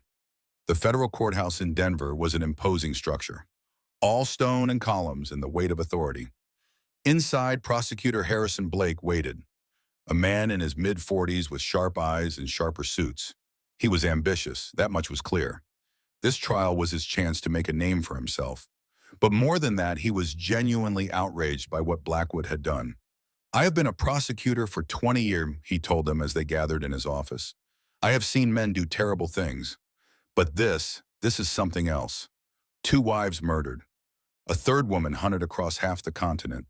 And the arrogance to believe he would get away with it because he has a money. Blake's jaw tightened. I am going to bury him.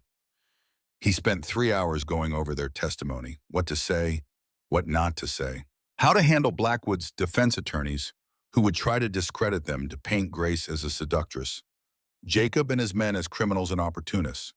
They will attack your character, Blake warned Grace. They will say you led Blackwood on, that you stole from him, that you are lying to avoid consequences. Let them, Grace said calmly. I have the truth, and I have witnesses who saw what he did. That has to be enough. It will be, if you stay strong, if you do not let them rattle you. I will not break. Blake smiled. I believe you. The trial began on a cool October morning in 1873. The courtroom was packed, every seat filled, people standing against the walls. The press had made this trial a sensation. The wealthy railroad baron accused of murder. The runaway nun who had escaped his clutches. The mountain men who had protected her. It was the stuff of dime novels and penny dreadfuls. Victor Blackwood sat at the defense table looking every inch the respectable businessman. Expensive suit, perfect hair, calm expression. As if this were a minor inconvenience rather than a trial for his life. His attorneys, 3 of the best money could buy, flanked him like guard dogs. Jacob sat in the gallery with Thomas, Samuel, and Eli, watching, waiting.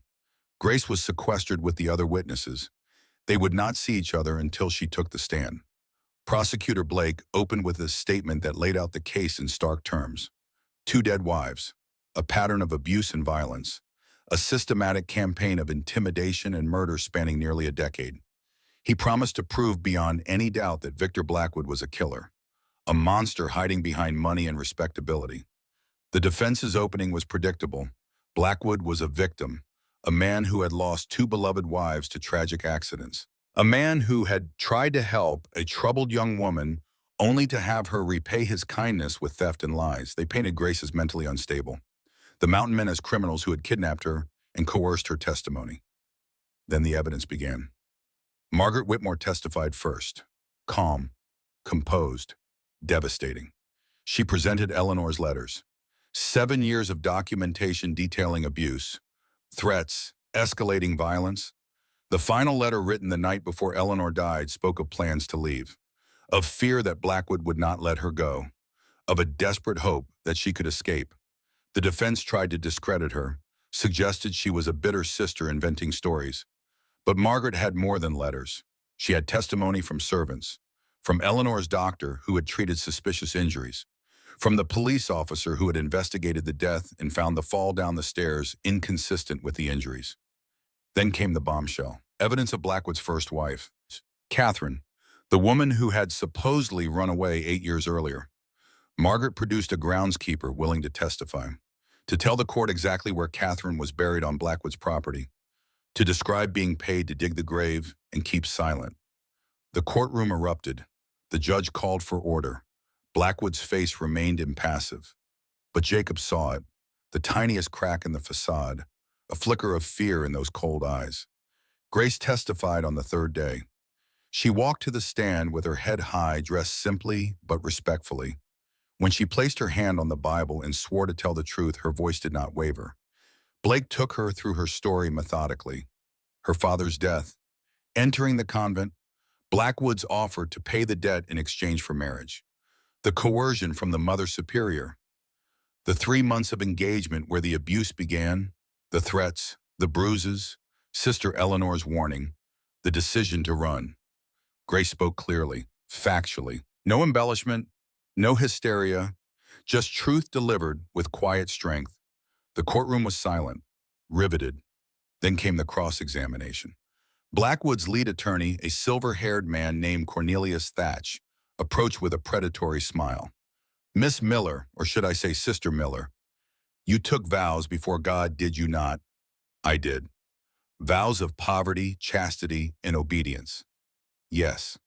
And yet here you sit, having broken those vows, living with unmarried men, wearing civilian clothes, killing a man in cold blood.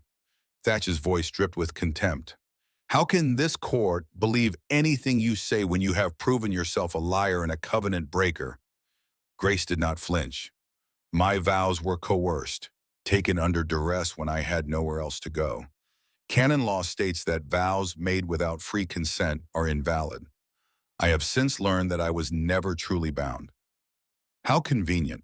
And I suppose these men, Thatch gestured toward Jacob and the others, they just happened to help you out of the goodness of their hearts. They expected nothing in return. They expected nothing.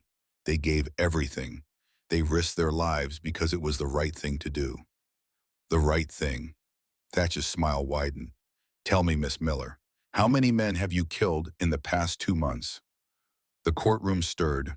Grace's expression did not change.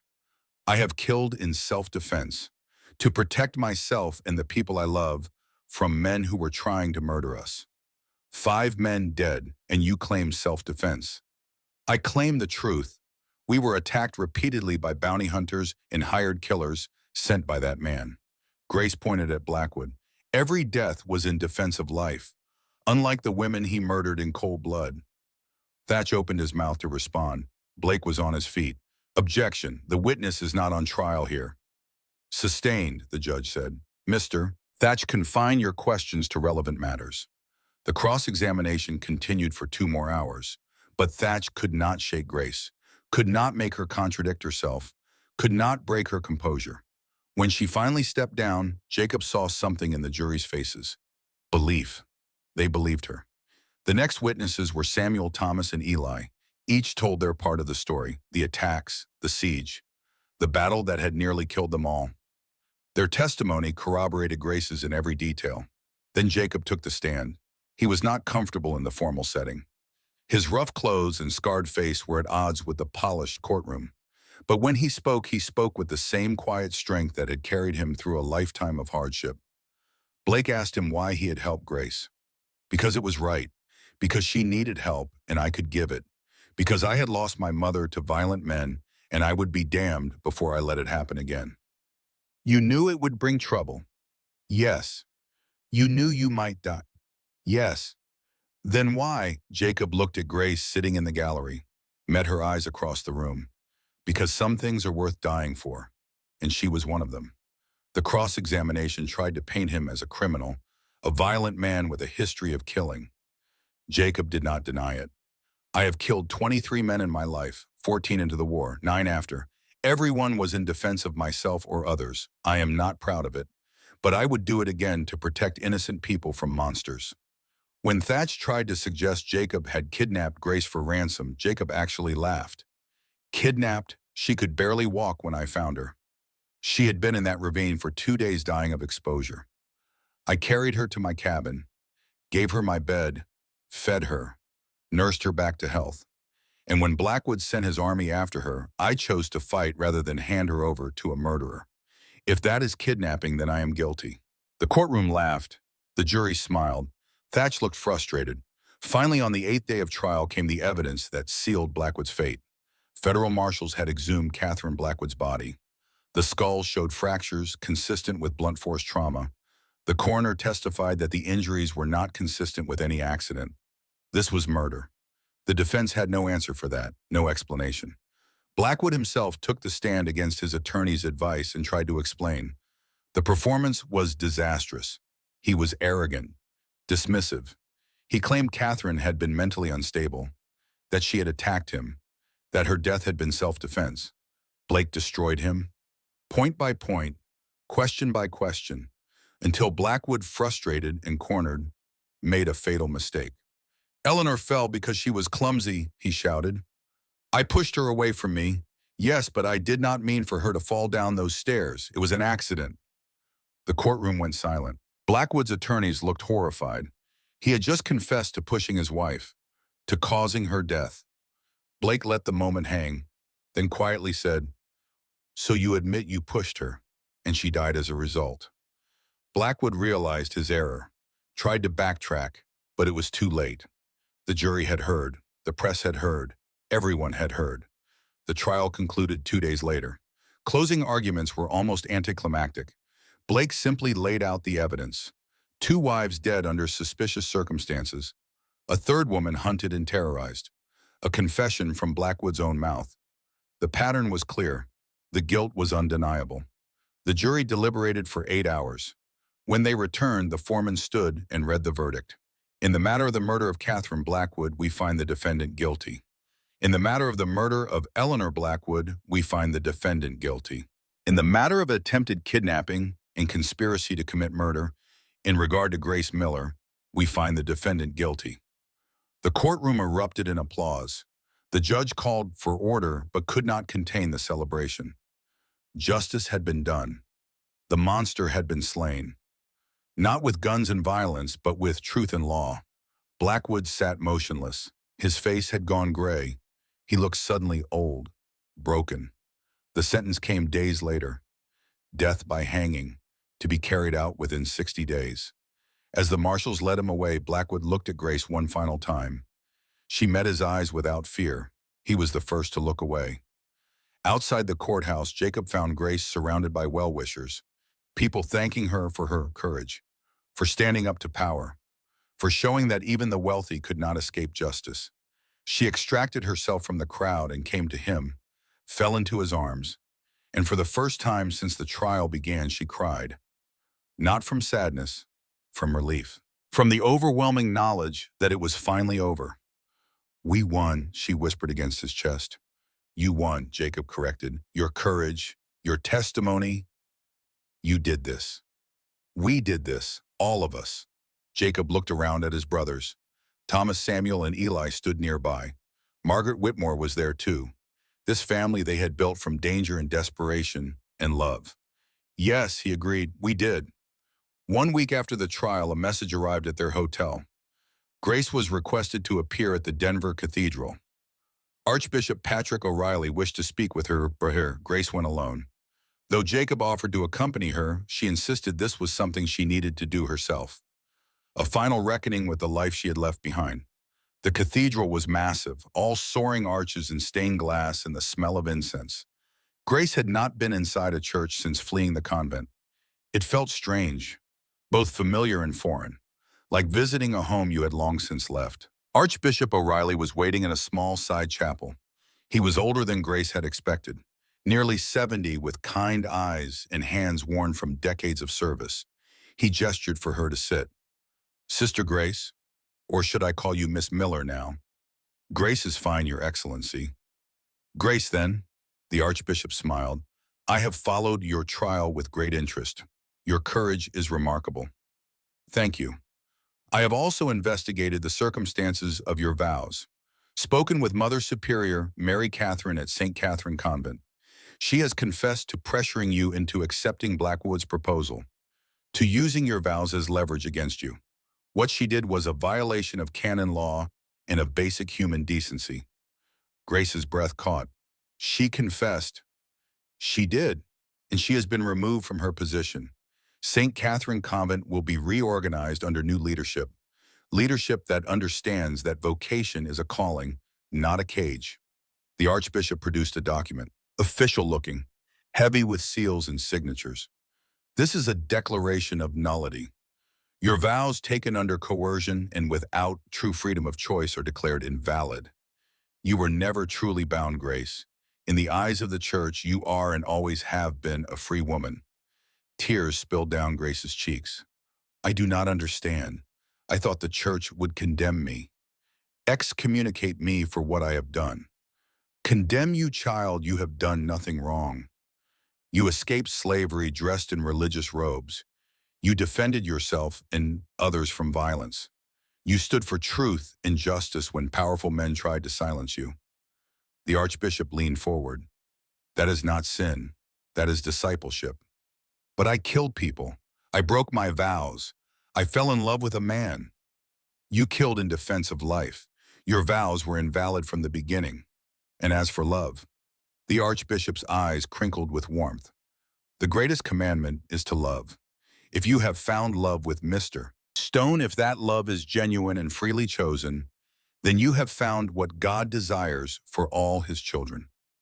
Grace could not speak, could only cry as years of guilt and shame and fear began to crack and fall away. There is one more thing, the Archbishop said gently. I understand you wish to marry Mr. Stone. I do, but I did not think the Church would bless such a union. Not after everything. The Church will not only bless it, I will perform the ceremony myself, if you wish. Grace looked up sharply. You would do that? I would be honored. You have been through fire, child. You have emerged refined and strengthened and full of grace that has nothing to do with your name and everything to do with your spirit. When you are ready, come to me. I will marry you properly, before God and witnesses, with all the blessing the Church can offer. Grace stood, crossed to the Archbishop, and embraced him. Thank you. Thank you for seeing me, for understanding. He patted her back gently. My child, I am only giving you what was always yours, freedom, blessing, the knowledge that God delights in your joy. Now go, build your life, love your husband, serve others as you have been serving, and know that the Church stands with you. Grace left the cathedral feeling lighter than she had in years. The weight of false obligation lifted. The cage of coerced devotion opened. She was free, truly free, and now she could choose. Choose her life, choose her love, choose her future. She found Jacob waiting outside. He took one look at her face and smiled. Good news. The best. The Archbishop annulled my vows, said they were never valid. And Jacob, she took his hands, he wants to marry us in the Church with his blessing. Jacob pulled her close. kissed her there on the cathedral steps in front of God and everyone. When they finally broke apart, both were laughing through tears. Then let us get married, Jacob said. Right now, today. Before anything else can go wrong. We cannot get married today. We need time to plan, to prepare. We have been preparing for this since the moment I found you. I do not want to wait anymore. Grace looked into his gray eyes, saw the love there, the certainty, the absolute faith that they belonged together. Neither do I. They were married 3 days later in a small ceremony at the Denver Cathedral. Archbishop O'Reilly officiated. Margaret Whitmore stood as matron of honor. Thomas Samuel and Eli served as groomsmen. A handful of townspeople who had followed the trial attended, and Prosecutor Blake, who had become an unexpected friend. Grace wore a simple white dress, nothing like the elaborate gown Blackwood had tried to force her into. This dress was her choice, modest but beautiful, perfect for a woman starting a new life. Jacob wore his father's coat, the one with the bullet holes patched over, the one that had carried him through war and loss and finally to this moment, to this woman, to this new beginning. The vows they spoke were traditional, but they meant them with an intensity that transformed ancient words into living promises. I, Jacob, take you, Grace, to be my lawfully wedded wife, to have and to hold from this day forward, for better, for worse, for richer, for poorer, in sickness and in health, to love and to cherish until death do us part. I, Grace, take you, Jacob, to be my lawfully wedded husband, to have and to hold from this day forward, for better, for worse, for richer, for poorer, in sickness and in health, to love and to cherish until death do us part. The Archbishop smiled. By the power vested in me by the Catholic Church in the territory of Colorado, I pronounce you husband and wife. Jacob, you may kiss your bride. The kiss was gentle, reverent, a promise sealed with joy and hope and the absolute certainty that they would face whatever came next together. When they emerged from the cathedral as man and wife, the small crowd cheered, rice was thrown, blessings were shouted, and for one perfect moment all the pain and fear and violence of the past months faded away. There was only this love, this family, this new beginning. That night in the hotel room they had rented, Jacob and Grace consummated their marriage with a tenderness and passion that spoke of everything they had survived to reach this moment.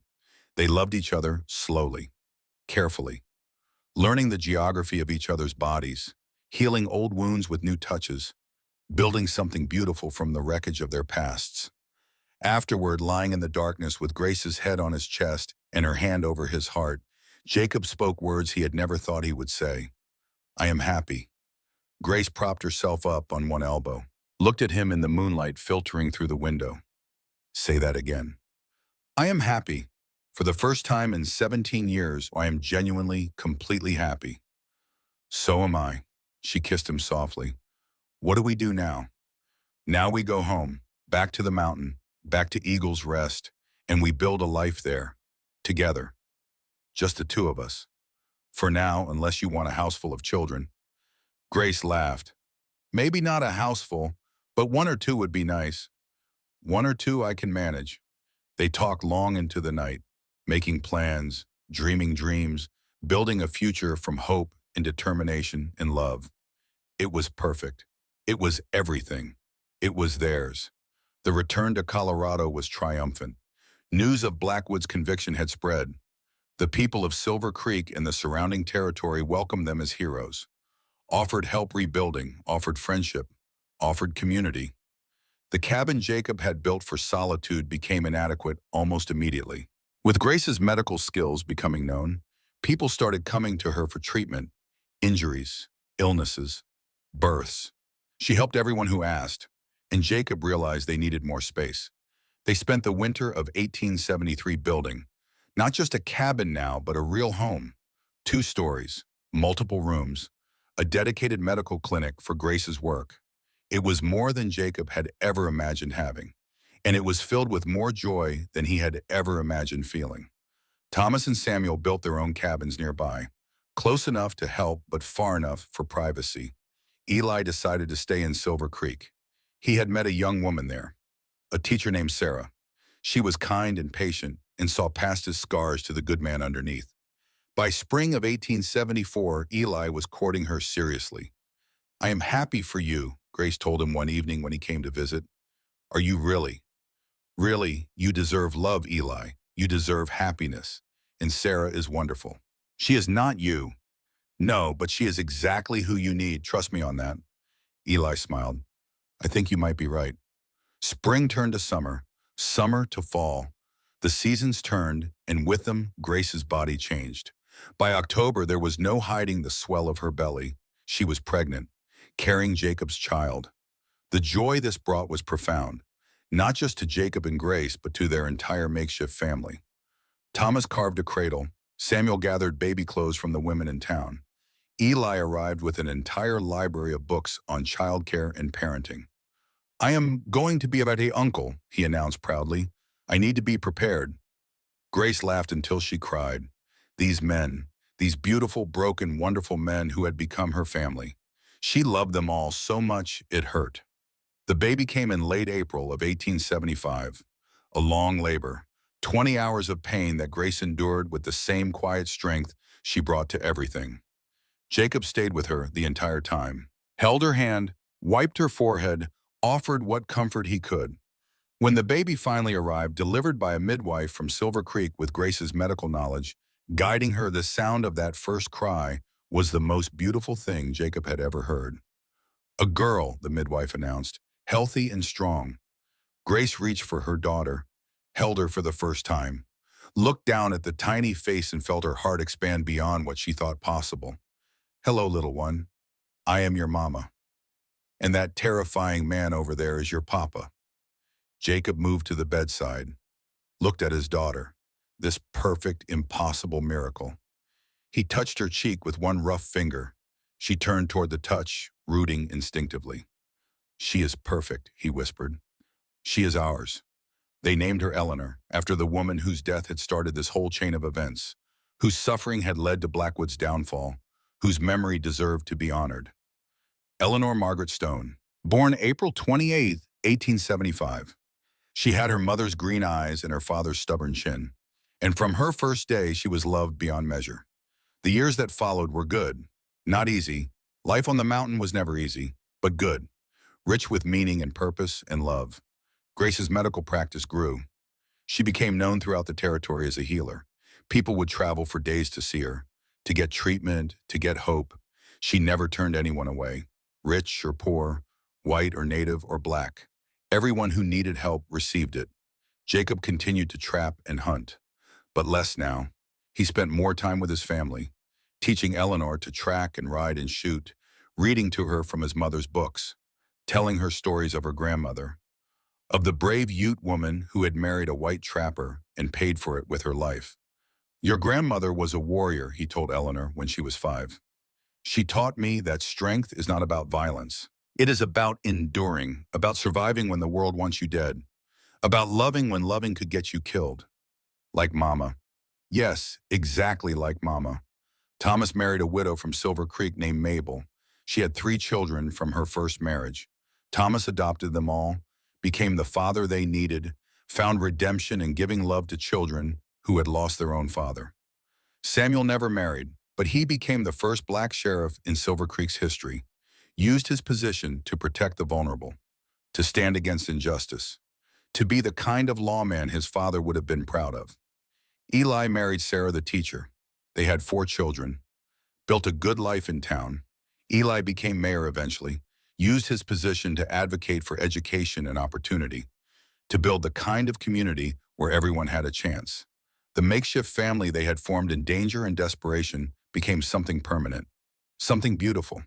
They gathered every Sunday for dinner, shared their lives, raised their children together, became the family none of them had believed they would ever have. Grace gave birth to 3 more children. Thomas named after the gruff Irishman who had become family. Samuel for the wise man who had helped Grace understand her faith. And finally a second daughter they named Hope, because that was what their life had become, a living testament to hope's power. On their 10th anniversary, Jacob and Grace sat on the porch of their home, watching the sun set over the mountains, their children playing in the yard, the sound of laughter filling the air. Do you ever regret it? Jacob asked. Leaving the convent, everything that came after. Grace looked at him, at this man who had saved her and been saved by her in turn. Not for a single moment. Even the violence, the death. Even that, because it led to this, to you, to them. She gestured at their children. I thought I was serving God in the convent, but I was just hiding. Here raising these children, healing the sick, loving you, this is service. This is faith. This is what I was always meant to do. Jacob kissed her, soft and sweet. 20 years of practice making every kiss better than the last. I love you. I love you too.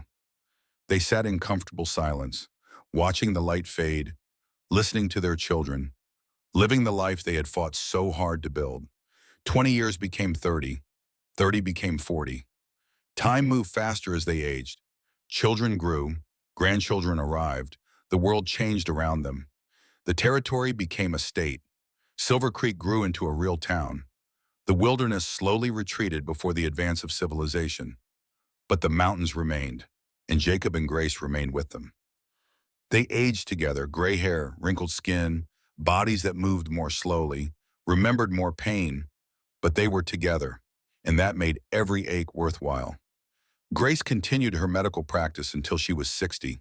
Her hands were too arthritic to do delicate work anymore, but she trained younger women, passed on her knowledge, made sure her legacy would continue.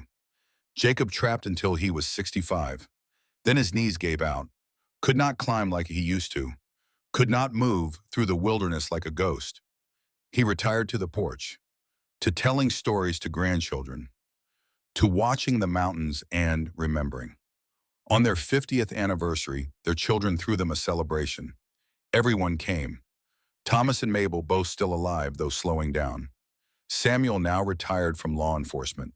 Eli and Sarah with their horde of children and grandchildren. The church in Silver Creek was packed. People came from across the state to honor the couple who had become a legend. The story of the runaway nun and the mountain man who had faced down an empire. The story of love found in darkness, of justice won through courage, of a life built from the wreckage of violence and fear. Archbishop O'Reilly, now 90, and frail, attended. He blessed them again, renewed their vows. Thank God for their example. You have shown us, he said to the assembled crowd, that love is the highest calling, that faith is not about avoiding life, but embracing it fully, that God's grace is found not in safety, but in risk, in choosing love, even when love could destroy you. Jacob and Grace stood together, hands clasped, 50 years of marriage written in the comfortable way they leaned into each other, the unconscious synchronization of people who had become one flesh in the truest sense. That night alone in their bedroom, Grace said something that had been on her mind for months. I am dying.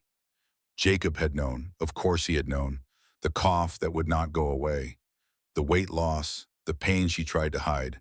He had known but had not wanted to acknowledge it. How long? Months, maybe a year. The doctor in Denver says it is my lungs, some kind of growth. There is nothing they can do. Jacob felt his world tilt. 50 years together, and it still was not enough. Would never be enough. Grace, I am not afraid, she said gently. I have lived a good life, a full life. I have loved and been loved. I have seen my children grow and flourish. I have served great and served others. When I die grateful. I am not ready to lose you, and I am not ready to leave you, but ready or not, it is coming. She took his hand, placed it over her heart. Promise me something. Anything. When I am gone, do not follow too quickly. Live. For our children, for our grandchildren. Show them how to grieve with grace, how to remember with love, how to carry on even when it feels impossible. Grace, I do not know if I can. You can. You are the strongest man I know. You survived losing your mother. You will survive losing me. I do not want to.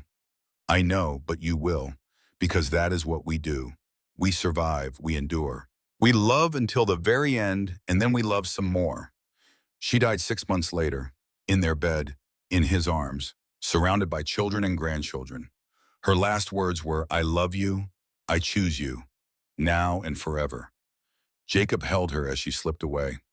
felt the exact moment her spirit left her body, the profound absence where she had always been. He did not cry, not then. He just held her, memorizing the feel of her, the smell of her, the weight of her in his arms. The grief came later, in waves that threatened to drown him. He wandered the mountains like a ghost, could not eat, could not sleep, could not find any reason to keep living in a world that did not have Grace in it.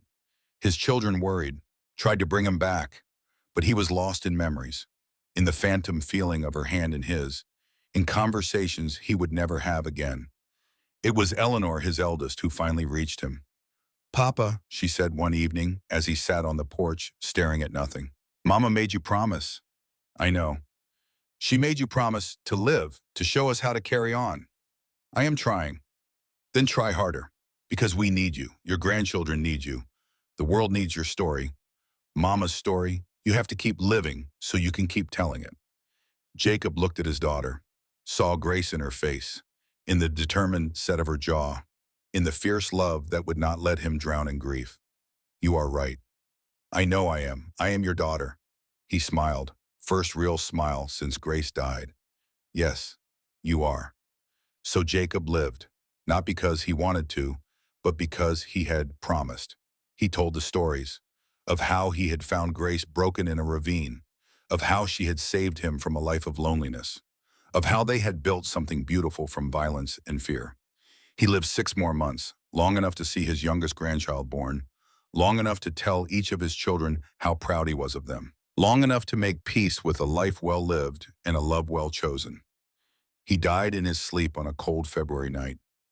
89 years old, worn out but satisfied. His children found him in the morning, peaceful, a slight smile on his weathered face, as if he had seen something wonderful in his final moment. They buried him next to Grace on the hill overlooking their home. A simple grave, a shared headstone. Jacob Stone, 1835 to 1924. Grace Miller Stone, 1850 to 1924. She found freedom and faith. He found faith in her. Together they found home. The funeral was attended by hundreds, people from across Colorado and beyond, people whose lives had been touched by their story, by their courage, by their example. Years later, their granddaughter Eleanor II stood at that grave with her own children, teaching them the story, making sure it would not be forgotten. Your great-great-grandmother was a nun who ran from an evil man. Your great-great-grandfather was a mountain man who chose to protect her. They faced an army together. They changed laws. They built a family. And they loved each other for 50 years. The children listened wide-eyed. What happened to the evil man? He was hanged. Justice was done. And they lived happily ever after. Eleanor smiled. Not happily ever after. Happily ever during.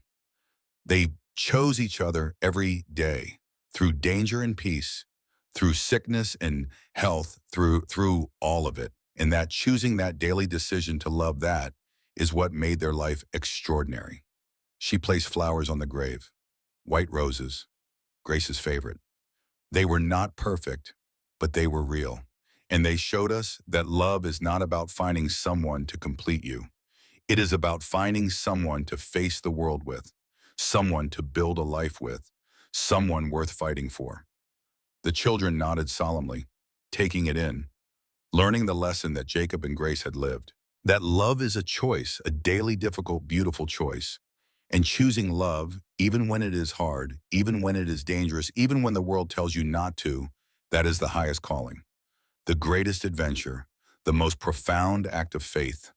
Twilight descended over the peaks, the same mountains that had witnessed their story, the same peaks that had sheltered them, the same wilderness that had brought them together and held them safe. And somewhere in the space between memory and eternity, Jacob Stone and Grace Miller, Stone walked hand in hand through forests of light, together, as they had always been, as they would always be, forever and always, until the mountains themselves crumbled to dust and were born anew.